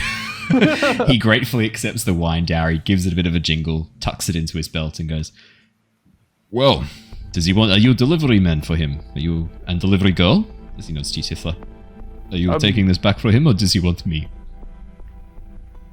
Am I organizing it again? Well, we'll probably be passing back soon. I mean, I think we want to attend the party, but how about we say if we're not back within a week, it goes on without that? An hour. Not an hour, Tisla. If you're not back in an hour. That's what we said last time, and they left without us. Ignore her. She is completely fucked off her milk. It has that effect. Have you had some water in between that milk? You need to eat some bread, young one. Please. I don't need any bread. I got my milk. Aye. Milk drunk's a nasty drunk. She gets all bitey. Owen. Hello. And then I have the milk. Such an unnecessary joke. Yes, Raph. Please, let's move on. While we're all sitting there, I'm assuming we can see down into where we were fighting that plant. No, that's the main problem. The way so imagine, if you will, a plateau. The top of this plateau is where the farmstead is arranged. All the vineyards are arranged around it. About halfway down on the eastern side is another small rise that gets up just high enough to block view of this hollow. It's much steeper on the other side of this smaller hill, which is what you had to push the wheel up. You know exactly how steep this is, Grinner. More than anyone else. Better than anyone else. From the top of this hill, you can't see into that hollow. It's not visible. Which is why you don't think anyone had noticed you guys down there, and why no one had noticed the cart either. And that was going to be my next question, is Grinner's been around a lot of situations where people have been screaming. Would it be fair to assume that he would know how far a scream would reach from down there? Like, should it be feasible that should have been noticed and hasn't been? That's a good question. Can you make me an investigation? I'm going to say investigation or... I'd say probably investigation or survival. I really have to think about that second one. Jesus Christ. I'm going to do survival. Yeah. Because he's survived a lot of situations like that. Yeah. Oh, so good. 6. Grinner, I mean, if these guards were busy screaming when they should have been fighting, serves them right. Wasting energy on a scream when you should be using it to beat your opponent senseless. Yeah, no idea what's going on there. I go back to my grape vodka. It's good. It doesn't have that artificial grape flavor. In fact, there's really not much flavor at all apart from the burn of alcohol and this very subtle undertone of a mild fruit, maybe a bit of a mild citrus-like fruit flavor. But it's smooth grin. It goes down well, and as you smash yet another, suddenly you look to find your glass filled up. Behind you, the girl you saw before, Stefania, smiling as she tops up your glass, gives you a pat on the back, and then heads over to check if anyone else's glasses need topped up before taking a seat herself next to her father. Davian's sort of deep in conversation with you guys, and as she sits down next to him, he sort of pauses for a second and goes, "Have I introduced Stefania, my daughter?"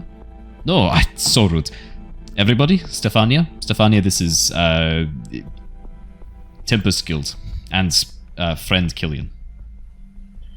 Have we actually shared what our names are? I'm assuming you guys introduced yourselves at some point. You're not assholes. Well, actually, maybe I shouldn't assume that. All right, hello. Hi there. Father, it's getting a bit late, and they didn't have a wagon. They're not walking back at night, are they? No. We're going to give them the spare rooms for the night. Have you been in those rooms recently, Father? Yeah, they'll be fine. I might need to dust really quickly and put out some sheets. Oh, yeah. Yeah, I'll probably do that. Do you want help? No. You entertain the guests. I'll get it done and be right back. What about your brothers? What are they doing? Would you like some help? I can help. No, I couldn't possibly ask a guest to come and help me make beds. No, you stay. Well, I've offered. And I will help as well. I've got two brothers who are very capable of helping and should be helping right now. Father? Oh, they're not helping. No? Go kick them then. Sorry? Go kick them. Kick them, just lightly. Okay, we'll come help. That's exactly what I say to my children, I would just like to say. Go kick him. Does it work? No. Damn. Well, then I think we know how this is going to go. I mean, Stefania will only argue back a little bit before immediately giving in and being like, I could use the help. It's been a bit busy trying to get all the machinery running without the correct parts. Come with me. I'll lead you inside. Tithla, you look like you're pretty handy with your fingers. You got like quite nimble fingers. Do you reckon you could light some of the lanterns for me around the place? Oh, I suppose I could maybe. If I give you this gas lantern, do you think you could use it to light them? And this wick? What? I've never used one of these before in my life. Oh no, it's okay. I will turn it on. And she clicks a button and turns a dial, and you watch as flame springs up inside a little enclosed lantern. She pulls out a long, tapered stretch of what looks like a very, essentially a long, thin candle, Tithla, with a little bit of string coming out the end. You just light this and use it to light other things. Okay.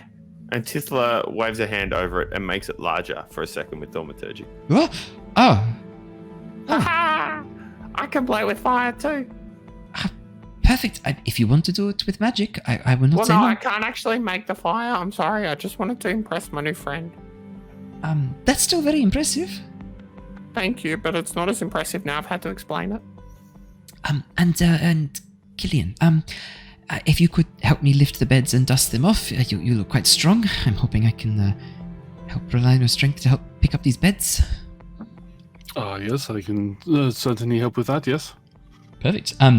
As Stefania leads you into the two guest rooms, you can see that there are beds stacked up against the wall, more like cots than beds, I would say, just essentially a very meager frame with a mattress that's been partially wrapped in what looks like fabric on top. Very dusty, cobwebs in the corners of the rooms. And as she starts dusting the cobwebs and then gives you a bit of a hand turning the beds over and dusting them off, she comes in with a wet rag, wiping down the edges and getting you to essentially help her make the beds and get the rooms cleaned up. Tithla, as you begin walking around the house lighting the lanterns, are you taking this job seriously or not so much? Very seriously. Very seriously. She's been entrusted. You've been entrusted to complete this task, unsupervised. That is so true. Yeah. And she's trying to make a good impression. She's my trying to next- make a new friend. So My she's next going question to- is, how much mischief are you up to? 0. Outstanding. 0. She's trying to make a new friend.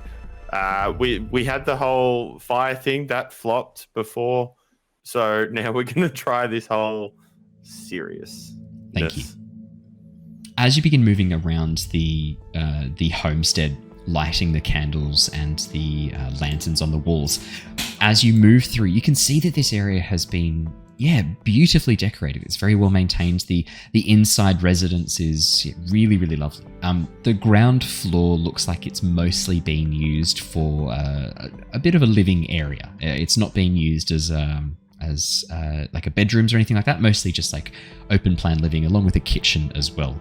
As you get into what looks like more of a study area, you can see the lanterns in this room are already lit. And as you head on in, you can see inside are 2 young men.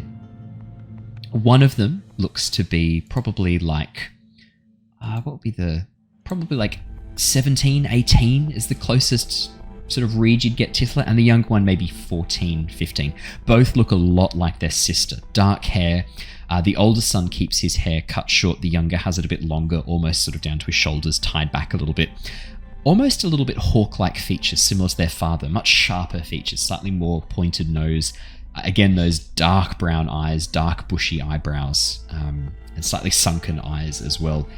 Whereas their sister has a slightly more rounded face. Theirs is much more hawk-like. And as you walk past the room, they seem to be lounging back on couches, flipping through books, flipping through a book each. And as they hear the sound of your footsteps, one of them looks up and goes, "Hey, Steph, what are you... Oh, sorry. You're not Steph. Who are you and No. what are you doing in our house?" Oh, I'm lighting the candles so that we can see better. Are you... Does Dad know you're here? What's your name again? I haven't said it. What's your name? Oh, my name's... I haven't said it either. The younger one looks over and goes, "Whoa. Are you really sick?" I am fully sick, if that's what you're asking. "Are you contagious?" And he starts pulling up his shirt to cover his nose and mouth. No, you won't be able to get this. No, see, what I am is I'm what's called a goblin. Say it with me, goblin. Yeah, I've read about goblins before. Hello. I've never seen one. Hi, sorry, we're being rude. Adrian, and this is my younger brother, Elvia. My name's Tithla. Hey, so Dad knows you're here? What was his name again? Davian. Oh, Davian. Yeah. Davian knows we're here. He sort of, again, scans your face looking for signs of dishonesty. Biggest grin on her face. But there is no dishonesty. And they sort of nod along with it and go, "Okay. We're staying here tonight, so I was just lighting the candles. I was helping your sister get ready for us because she said that you guys weren't going to help. And I said, no, surely that's not the case. Surely your brothers who love you would come and help." Can you please make me a persuasion check with advantage? I think that Yeah. Tithla would have the biggest grin on her face that is cheekiness, so I will take disadvantage. Take your disadvantage. Holy shit, okay. This is the first time I've heard a player argue that they should be given disadvantage for a check. Persuasion, I already have a nat 1, so... Brilliant. Okay, that's a 2 down to a 1. 6 and a 1. Good, because I'm really enjoying this part of the book. It's so interesting. Yeah, cool. I mean, if you can tell her that, if you just tell Steph that we'll have dinner in here, then I guess maybe later she can just bring it in herself, eh? Or you could bring it in. Can I be honest with you? Were you not being honest before? No, Does Dad know you're in here? I don't know. He probably thinks I'm in the other room, but your sister asked me to do this. So I guess technically he doesn't know that I'm in here. Anyway, it doesn't matter. Just so you know, your sister had permission to come and kick you. And this was the other option where I tried to talk to you? Nah, she wouldn't kick us, would she? The younger brother I sort of don't know. shrugs, looks back and goes, She's got strong feet. They certainly smell strong. Brothers give each other a high five. I don't get it. I can't smell anymore. Not since the incident. The incident. Maybe you should go to the workshop. No, what? no, they didn't say that. Did she really get permission to kick us? Dad said she could kick us? What? No, he didn't say that she could. He directed her to do it. He told her to kick us. Yeah, 100%. Zero lie. Should we? I don't know. I don't know if I want to. I don't want to be kicked. What? I'm not going to kick you. I promise you that. I will not kick you today. I'd rather you kick me than Steph. She's okay. She's got strong feet. Should we do parchment boulder shears? One of us goes, one of us stays. We'll see if she was being honest with the thing. You watch as the younger brother sort of shrugs, goes, yeah, okay. Yeah, okay. Parchment boulder shears. Parchment boulder shears. Parchment and then you watch as the younger one does a boulder. Walks away. And Please don't clip by anyone. Why? Does it look bad? Oh, okay. Good to know. Outstanding. As Tithla, as you turn and walk away, you hear the sound of the younger brother going, "No! Damn it!" And close behind you, hear the footsteps as the older brother walks out behind you. Hey, Tithla. Tithla. Wait up, I'm coming. Okay. What do you like to do around here for fun? Sometimes we'll kick a ball about. Sometimes we head down into the vineyards, and I mean, we used to play hide and seek a lot before Steph got really good at finding us all the time. I don't know. Sometimes like Is to that sort because you kept hiding in the same spots? I'm pretty good at hiding. Maybe I Nah, could give you some tips. no. She's really good at finding people. She's like, I don't know. Her eyesight's way better than mine. Good eyes. Interesting. I feel like she cheats actually. I'm a good hider, man.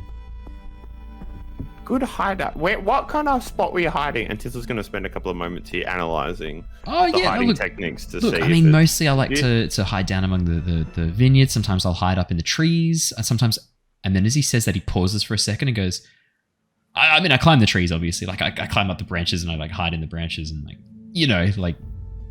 And then, like, sometimes I'll hide, like, around the back, like, upstairs and things like that. You know Well, how it I'm is. going to be honest. I hadn't thought anything other until you then just further clarified. Because I've recently come into knowledge that... Yeah, no. Like, Anyway, it's so- just normal hiding places. Like, I'm a good climber. I'm way better than my I'm brother. a good seeker. I'm a good hider too. Maybe we Yeah. should play tomorrow. Yeah, I'll be up for that. Okay.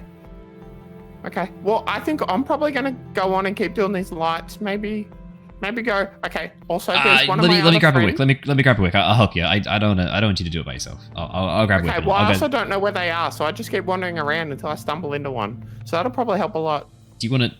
I mean, I can take you to each spot. Do you want to? I can That take you sounds around. wildly efficient. I'd love it. That's the smartest thing I've heard all day. Cool. And my All right. friends talk a lot. Yeah, I sometimes find people who talk the most don't say much. I definitely agree. I think whenever somebody can't stop talking, won't stop talking, nobody interrupts them, and then they just keep going until their mouth forgets how to say words, they're the ones that don't say anything at all. It's just like they go and go and go until there's nothing left to say. Adrian leads Tithla around the house, chatting to you, asking you questions about where you're from, what you like to do, just sort of getting to know you, being a very pleasant young man. And Tithla hides 0. Fantastic. Perfect. While that is going on, back out with those who are still drinking, and then we'll jump to Killian and Steph. The 3 left outside: Theo, Jonor, and Grinner. And Luther. Sorry, 4 left outside. Sorry, Luther. As the 4 of you remain outside, sort of sitting and drinking, Davian just sort of like shrugs his head as he watches them walk in and goes, sorry. Where was I? Oh, we were talking about the gear, right? Talking about the gear from I lost my accent there for a second. Talking about the gear from Kresk. Yes, we'll go to the blacksmith when we're there. And yeah, if you prepare the order of wine. We should be back within a week, I would say. Does that sound reasonable to everyone? Yeah, that's fine. When's this festival? We'll take it. I think they were kind of waiting for us. I don't think we really set the date, to be fair. Okay. Can't have a party without the wine anyway, so they got to wait for us, eh? That is something I have said for a many long time. There is no party without wine. Well, good. Okay, we have plenty of stock left that I can use. I probably will run down our stores a little bit, but I mean, if you can get that gear back, we can get back to full production pretty soon, and no one will even notice a supply interruption.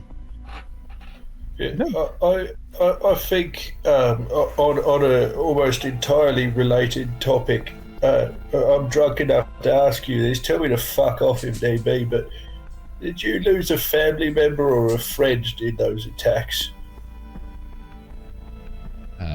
Family member and close friend.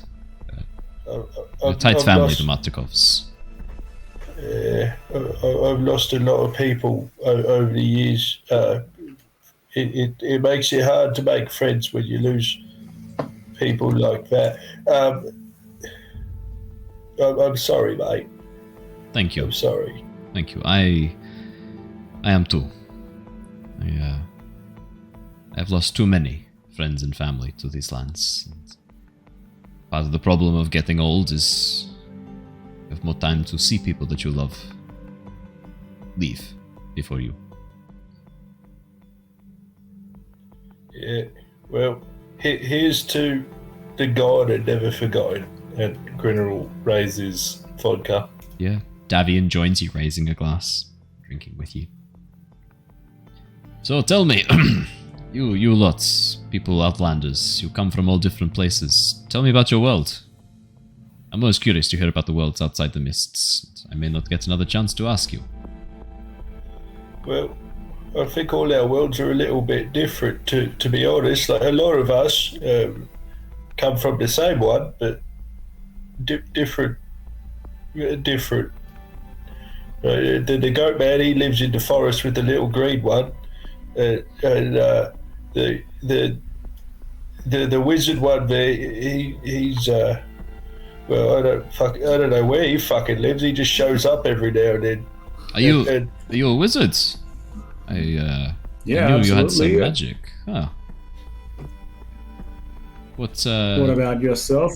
So you were a caster yourself? Do you study the book or the word, or is it more within you? I study.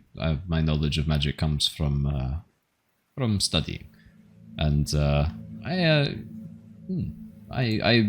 type of magic I specialize in is enchantments. What about yourself? I know most wizards tend to have an area that they specialize in, and a type of study that they are particularly gifted in. I would say that I could have seen that one coming.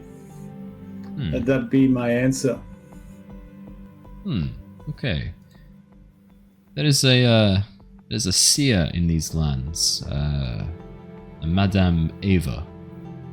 If you were looking to hone your skills, you could do worse than to meet with her. She is known to have a true gift of foresight. Do you think she's one you would want to be associating with? That is another question. She has a lot to do with the Vistani. And while a number of the Vistani are to be trusted, are lovely, good customers, there are others who would try and take my wine and take my lands and cause trouble. So, for all I know, her group seems fine. The group she travels with. But, yeah, I would say be cautious around the Vistani. I more mean her words in particular. Oh, she gave some perspective on some topics, and you've met her. It's how much. Yeah, we've come across her before, and the amount of salt to apply to her, we're not quite sure. From what I've heard, the rumors, I've not met with her myself, but the rumors I've heard, and from what other adventurers have said, she sees the truth, doesn't necessarily speak all the truth. Put it that way. I mean, she has an end game, a plan she is enacting. She's got an agenda. Everyone does. You're a fool to believe that if you think people don't. So, maybe keep that in mind, that what you want and what she wants might not always be the same thing. Well, if you want to learn a little bit more about yourself tonight, I can possibly draw some cards for you and try to make a bit of a prediction if that fancies you at all. You know what? I'm not quite drunk enough yet. Give me one more glass. I'm in. When your friends have rejoined, I'm in. Perfect. Brilliant. Let's jump over to Killian really quickly. Killian, as you and Steph begin finishing off getting the bed ready, Stefania, she nods, finishing off the last of the dusting, and chucks a few pillows out from cupboards and closes the door, dusts her hands off. Thank you for that. That was much quicker with your assistance. Did you need anything else? I can see we can sort of have 3 of you together and 3 of you together, but your female friend, your little girlfriend, she probably will want a room to herself. Should I ask if she wants to stay with me tonight? I can pull out a trundle bed, and that way she can have a room with another girl if she'd like. I do not see the harm in asking her the question. I fully agree. I will She ask seems her. rather taken by you, so I think the one-on-one time to bond might be good for her. Sure. Well, the only thing left we have to do is go kick my brothers. I look forward to this. Follow me. If you wouldn't mind me watching. No, please. I think a captive audience will probably make them work harder. Come with me. She Okay. heads on out. As she wanders through the pathways, Killian, you and Stefania immediately bump into Adrian and Tithla, who are walking around lighting the lanterns. As soon as Stefania sees Adrian, she gets a bit of a smile and moves her right leg just back a little bit, so it's just a little bit back from her center of gravity. Oh, Adrian. I see Tithla came and got you to get you to help. Yeah, Tithla and I offered to help out with Tithla, but oh man, you know who's not helping out? Elvia is just sitting in that library again reading. We asked, we begged, but he wouldn't help. Isn't that right, Tithla? No, you two did boulder parchment shears to see who had to come and help. Don't you remember? Tithla, because you were both shaking your hands, and then it took 3 rounds, and then. You're so funny, Tith. Don't you remember? It's so funny. I such a sense of humor. This one, Did almost I joking. That? He looks over Did at I see Stefania. something that didn't happen? Did I misunderstand? He looks at Stefania expectantly. She just shakes her head. He goes, "It's not working, is it?" She goes, No. turns his arm and holds it out. Go on then. What? Go on. I'm not going to kick your arm. Tithla said that Dad said you could. No. I'm not going to kick your arm. You're expecting it. Yeah. Well, I'm not going to kick you when you're expecting it. It'll come later. How much later? I don't know. When I'm asleep? I don't know. Tithla, let's go. As Adrian looks towards you and begins walking down the corridor, looking back at his sister, keeping you in between him and her. You know, if you were better at hiding, this would be something that we could help you with. Yeah, I'm not better at hiding. I'm not better at hiding than her. This is not going to end well. I'm not going to get to sleep tonight, am I? I'm just going to be up all night. I could help you hide. I was trying to help. Then I'm pretty good at hiding. I accept. I accept. I'm in. Okay. What do I do? Yeah. Turn the lights off. But we. You want to This hide is in the the last. darkness? This is the last lantern that we're. You want to hide in the? It's up to you. Could I Are go we out? hiding? But she's just going to kick me harder for undoing all the work that we just did. I don't think that's going to work. It's up to you. Well, can I get back to you on this? Okay, so that sounds like you're deciding not to hide. Understood. Let's go light the light. Oh man. Jumping back with Killian and with Stefania, as you make your way to the library, Stefania sort of shh. All right, just tread carefully. She peeks around the corner. I'm guessing both of you together, hands on the wall, peeking around, looking, and then moving back. And she just smiles, seeing her brother, Elvia, just sort of seated there, looking through his book, none the wiser. She turns towards you with a big grin on her face, Killian, and goes, Do you have any siblings? I do, yes. Did you do this sort of shit? Yes, I could do something. Do you want to kick him or do you want to scare him? Both. Scare him first, kick him second. If you've got something good, please. I am so in. I have got an idea.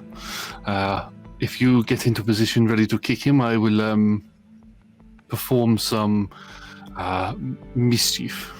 Fantastic. Great, I'm ready. And with that, she crouches down low and moves behind the couch where her brother is seated. I'm going to use thaumaturgy a couple of times. Oh wow! The first time is going to be to make it sound like Stefania is sort of all around. Like one minute she's in like the left corner, next minute she's in the right corner, and it's like a really eerie, almost just like a ghostly, laugh. Just all around using like a higher pitched version of Grinner's laugh that we heard earlier. I don't think you can get much higher pitched. Grinner, could you give us that laugh again? Or Raph, I should say. He's muted. He's muted. Honestly, that's even better. Go You'll on. never hear it as high. It was so high pitched. Only dogs could hear it. That's right. It was dog whistle. I wasn't muted. Yeah. Thank you. What's next? If there's a fire in the library, There is a fire in the fireplace. Yep. Gonna get it to light up and dim down a bit. Up and dim down. Yep. And then the last thing I'm gonna do is I'm gonna cause all of the windows to just burst open with one last like banshee like scream coming through. Yep. All of that happens. You watch as Elvia drops his book, scrambles up into the fetal position on the couch, jumps, looks at the fire as it goes, "What are you playing at? Steph, what are you doing?" And then as the windows all slam shut, she jumps up from behind the couch and goes, "You should have been helping," and then kicks him. Goes, "Ow! How did you do that with the windows? Oh my god, who are you?" As he looks back at you, and Stefani just laughs and walks away. That was very funny. Sorry, I've not belly laughed like that in a very long time. That was great. Did you see the look on his face? He was so scared. That was hilarious. This is brilliant. Did you do this to your younger brother, sister? Both? One older, one younger. Yes, I was. You were in the middle. Yes. So you got to do mischief to both, but both did mischief to you, huh? Yes, definitely. I have plenty of bruises and scars from the amount of rough antics we used to get up to. There was one time where my brother threw a rather large block of wood at my head. It was a toy, but it caused the scar that you now see on my head. Oh. She leans in. Oh wow, yeah, that's really there. Well, I mean, I'm the eldest, which is the best, so I have had no problems. I am the problem for them. Well, yes. Anyway, is there any other help that you'd like? Any No, other please, pranks you want to pull or anything? Pranks, yes. Help, no. And probably we will save the pranks for the morning. I think we don't want to be too consistent with them. I find inconsistencies better. Have them jumping at shadows, and the inconsistency seems to make it much more frightening when you do scare them. So I think we'll save it for the morning. If there's any more help that you want, you know where to find me. I'm going to be honest with you. I'm not much of a drinker, so I don't really want to be in an area where I'm going to be drinking. We have some juice. Do you want me to? I can bring you out some juice. Apple. Yes, just don't tell anybody that I'm not drinking. I don't want them to think okay. oddly of me or anything. Yeah, no, that's fine. I can bring out apple juice and just say it's a cider, if that's what you like, or just not say anything. Just hand it to you and. Yes, that would be brilliant. Thank you. I probably feel like some apple juice too tonight. I'll bring a jug. We can both share some. Thank you. No, of course. I'll meet you outside. And with that, she heads back into the kitchen. Killian, as you head back outside, Tithla and Adrian are just finishing up and return to take a seat at the table. Davian takes a big drink, finishing his glass, puts it down and goes, "Okay, wizard. Go. I am drunk enough. What you got?" All right, I pull out the deck of cards, I lay out the table in a manner that is best replicating what Madame Ava did. I try to draw any cloth or anything nearby to sort of close off the area, and then I pull out the deck, stack them all high, and then in an arrangement, flip one over at a time. What you're going to do here is I'm going to tell you a little bit about the future, things which might plague you or might help you, hinder you in these different ways. And he tries to sound spooky as he says it. Alrighty. Could you please roll me a D100?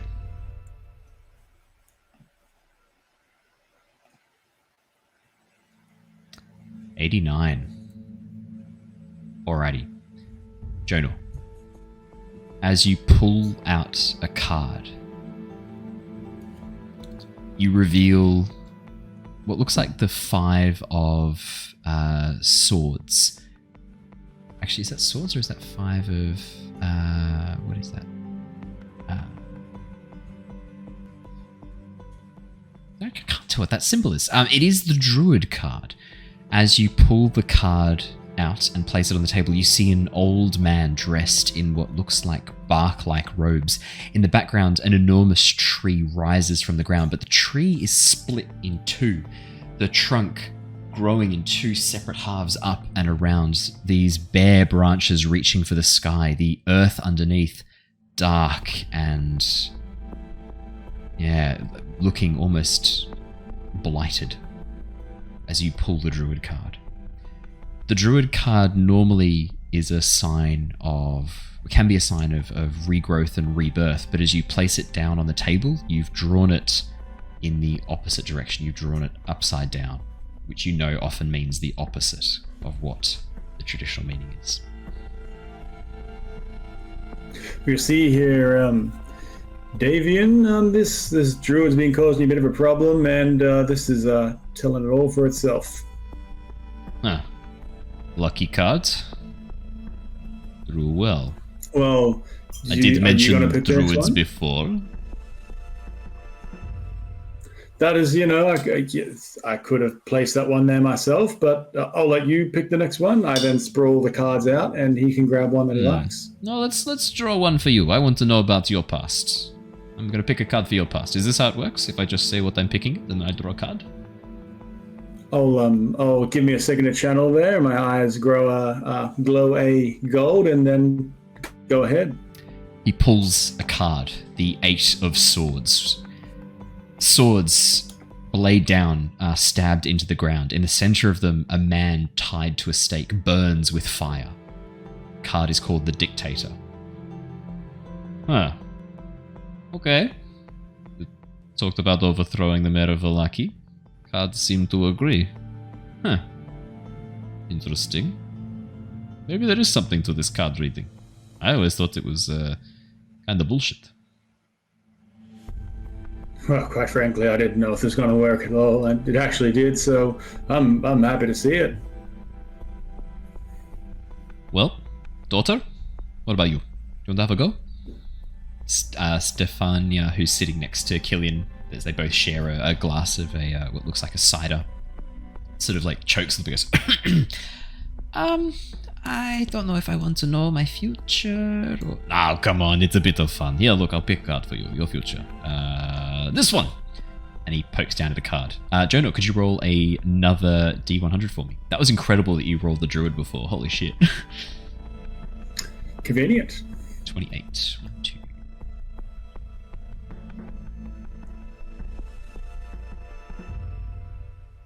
Interesting. Okay.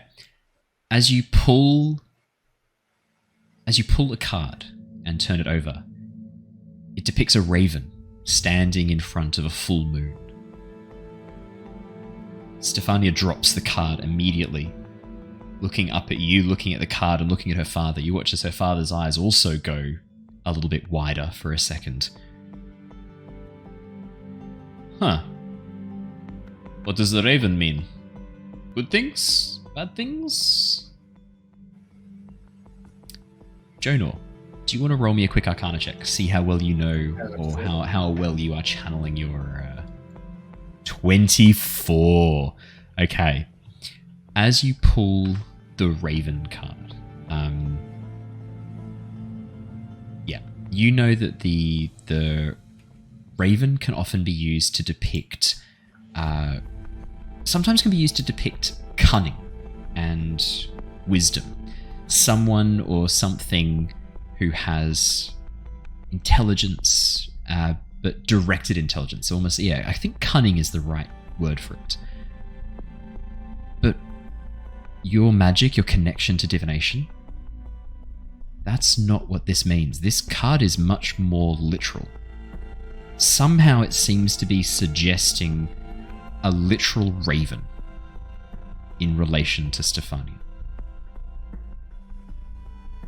All your instincts are screaming. All of those extra meanings, all the esoteric, all the above. That's no. This card, what you see is what you get.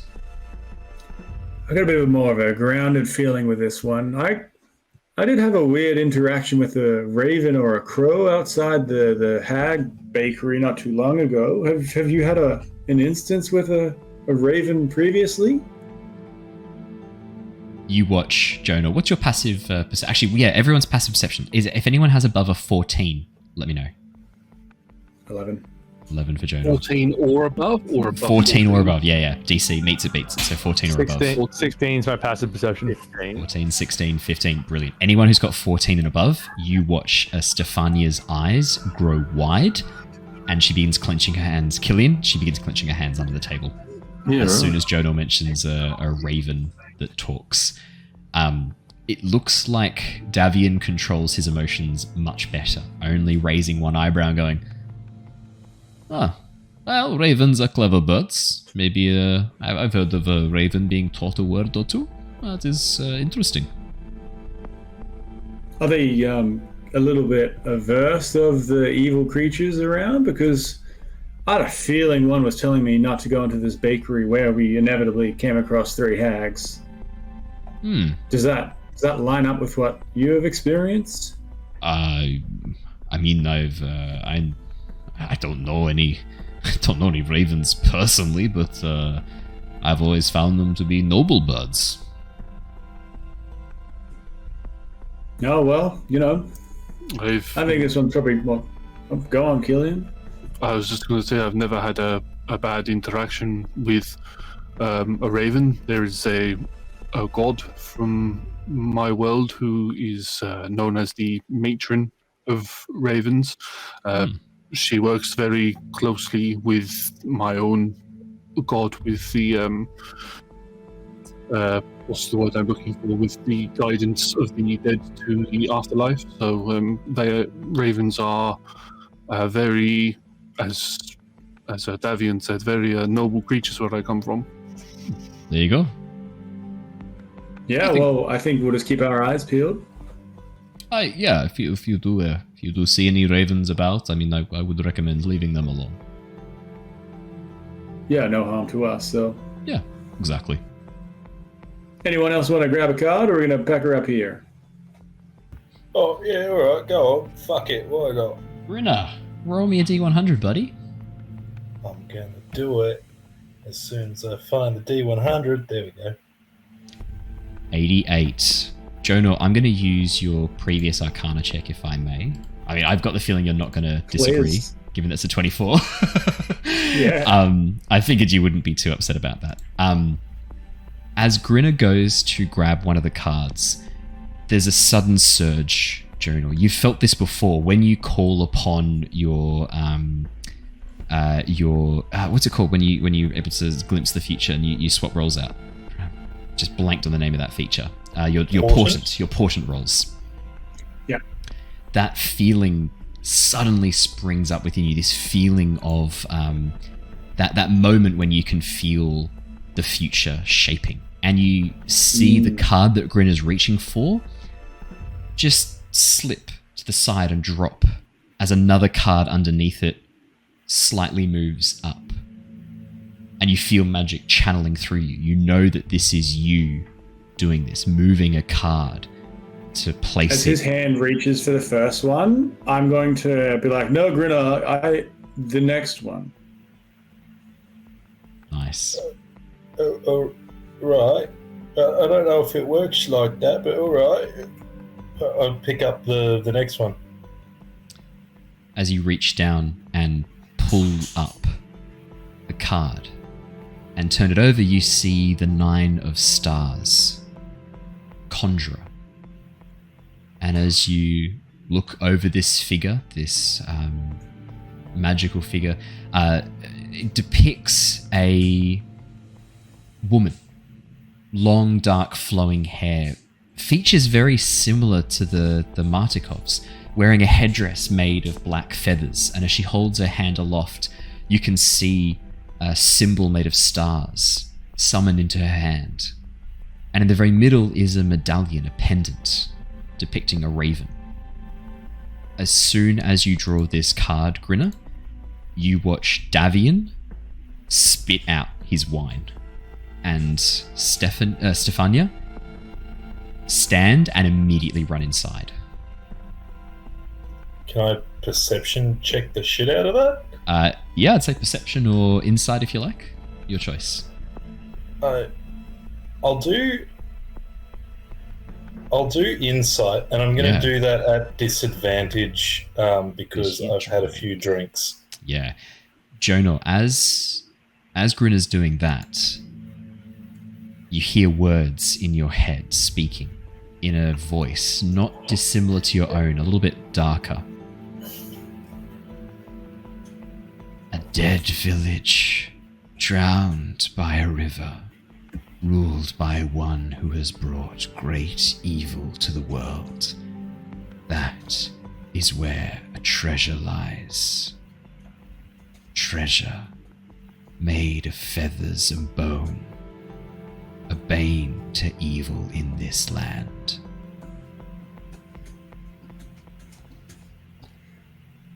That is what you hear whispered in your head, in your own voice, but sharper, more husky, whispering back to you. Jonah just shivers hearing these words. He's mouthing these things as if he's saying them, but he's not. Did you get anything from that, Grinner? No, it's just this silly fucking crow card. I don't know what to do with this. Why'd you tell me to pick that shit? There's something in this one right here.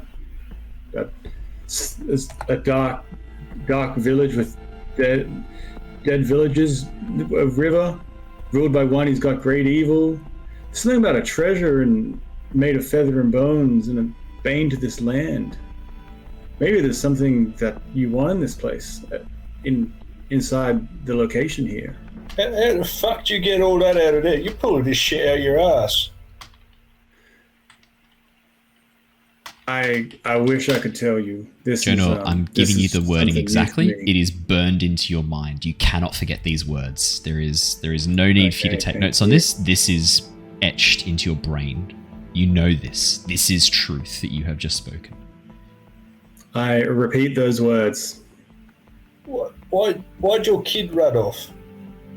Davian has paled visibly as he hears Jonah recite this, particularly the bit of the talisman of feather and bone.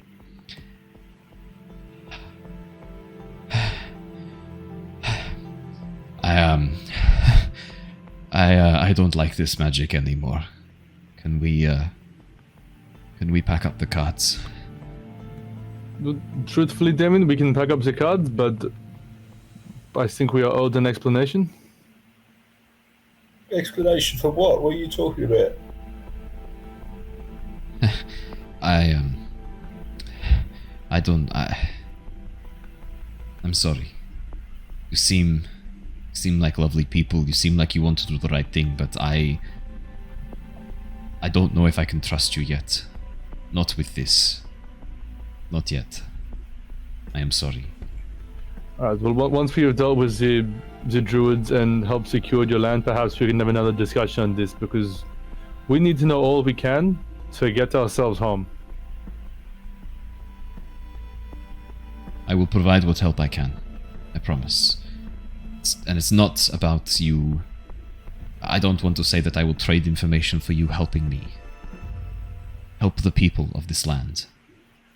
And I will help you. Well, yes, you we already have. Going to do it. Yes. We were already on our way to house the druids. It's you've more already about. done. I feel like you'll trust us more once we've done this. Yes. I would. Yes. You've already done the right things, helping the people of Vallaki. If you keep working like that, if you keep doing that, I will do what I can to help you. Yeah, And well, I don't understand. It's just got a fucking crow card. I don't. What's everyone so fucking worked up about? We shouldn't talk about this anymore. Put the card away, Jonah. I quietly get up and walk away with a jug and 2 glasses into the house. Daniel does not seem to be noticing. I think. Why the fuck is nobody answering me? It's just a fucking crow card. Davian reaches over and goes to pluck it from your hands, Grinner, passing it back to Jonah. If you let him, if you're not like trying to keep it from him. No, I don't give it. It's just a piece of paper. I don't give a shit. He plucks it and drops it like it's on fire, giving it to Jonah, not even wanting to look at it. Where did you get this deck? This deck. I've gotten it from. It wasn't from this world, honestly. It's come quite far. How can it not be from this world when it... Well. Maybe it is not the only one. Maybe our worlds are reflections of one another. I always heard that our worlds were so different, but maybe that is something we don't talk about, the similarities. I do know that this deck was crafted by Madame Eva, so... It was made by... Well... Madame Eva knows a lot more than I thought she did. A lot more. She plays a dangerous game, that woman. Dangerous game. I think it's time we went to bed. I am tired and not very good company. Please, stay up as long as you want. I'm going to head to bed, but if you could make sure you put out the fires outside before you head on in, I will see you in the morning for some breakfast. We'll close and see you then. Killian, as you move ahead of Davian and head inside, you can see Steph standing at the kitchen table, shaking a little bit, tears welling up in her eyes. And as you step in behind her, she sort of straightens, sniffles, wipes her eyes and goes, Killian, more juice. Yes, I will, because she sees you holding the jug. I will, I'll get some from the icebox. I am sorry. Sorry. No, sit down. Please sit down. She hesitantly pulls out one of the stools and sits down. I'll move over to I'll put the jug and the glasses on the table. I'll move over to the icebox and pull out another carton, jug, or whatever of juice that's in there. Yeah. I'll pour it into the jug, pour both of us a glass, and then I'll just sit down and just look at her. I'm not going to ask you any questions. I'm not even going to talk to you. I'm just going to sit here, and if you feel that you need to talk or say anything, then I will listen. She nods, gives you a bit of a smile, and reaches for the glass, takes a sip, pauses, takes a deep breath in. My mother, And at that point, Davian walks into the room behind you, Killian. As soon as he does, Steph stops. Oh, Father! I think it's best we head to bed. Don't you? Yes, of course. Good night, Killian. She puts the glass away, closes the box. And that is where I am going to wrap up for tonight, because I think if you're going to do any exploration of the villa now that the Martikovs are heading to bed, I want to save plenty of time for that. If you were planning on heading to bed and then getting up the next morning, I want to make sure we've got plenty of time to do that justice as well. So I think that's the cliffhanger I'm going to end on tonight. Awesome. Well, thank you so much, everybody, for joining us. It has been wonderful having you along for the journey. I hope you've enjoyed tonight's session. For those of you who are very familiar with the Curse of Strahd module and are going, he's doing the things out of order. I am, yeah. I absolutely am. I'm playing around with it, having fun, and adapting it. I'm absolutely basing this on player decisions, and I've homebrewed a whole bunch of stuff and changes. As we get past those changes, I will be putting them up on the wiki. I just can't put all of them up because some naughty little players, their little naughty little fingers might navigate to that wiki and have a bit of a look at things they're not supposed to see just yet. So I will put up all of my changes on the wiki. When we finish the campaign, everything that I've done in the background, even stuff you haven't seen, will be up there. And anything that we've touched on that isn't a problem or isn't a spoiler for the players to know, I will be updating on the changes. But for now, I think that is where we will wrap up for tonight. Thank you so much, everybody. Thank you.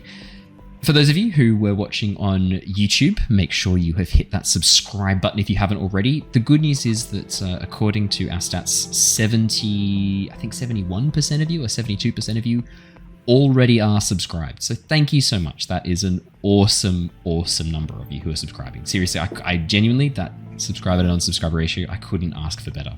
But I am now asking for better. For those of you who haven't subscribed, make sure you click that subscribe button. Push that damn button. Push that damn button. See what happens. Well, it'll make me happy, and I guess make me do a hot tub stream as well, according to Haz. What does that mean? Do you not know? Okay. I think you should just make Google some that and alt you'll find accounts, hit that sub button, and you'll find out. safe search off. That is all from us here tonight, everybody. Please join us next week. Not next week. I mean, please also join us next week for more Curse of Strahd, but please make sure you join us tomorrow night and on Wednesday night for our Avatar Legends on Tuesday and our Return of the Giants on Wednesday. But until then, everybody, stay safe, stay well, and we will see you all again super soon. Goodbye, everybody. Bye. Bye. See you, everyone.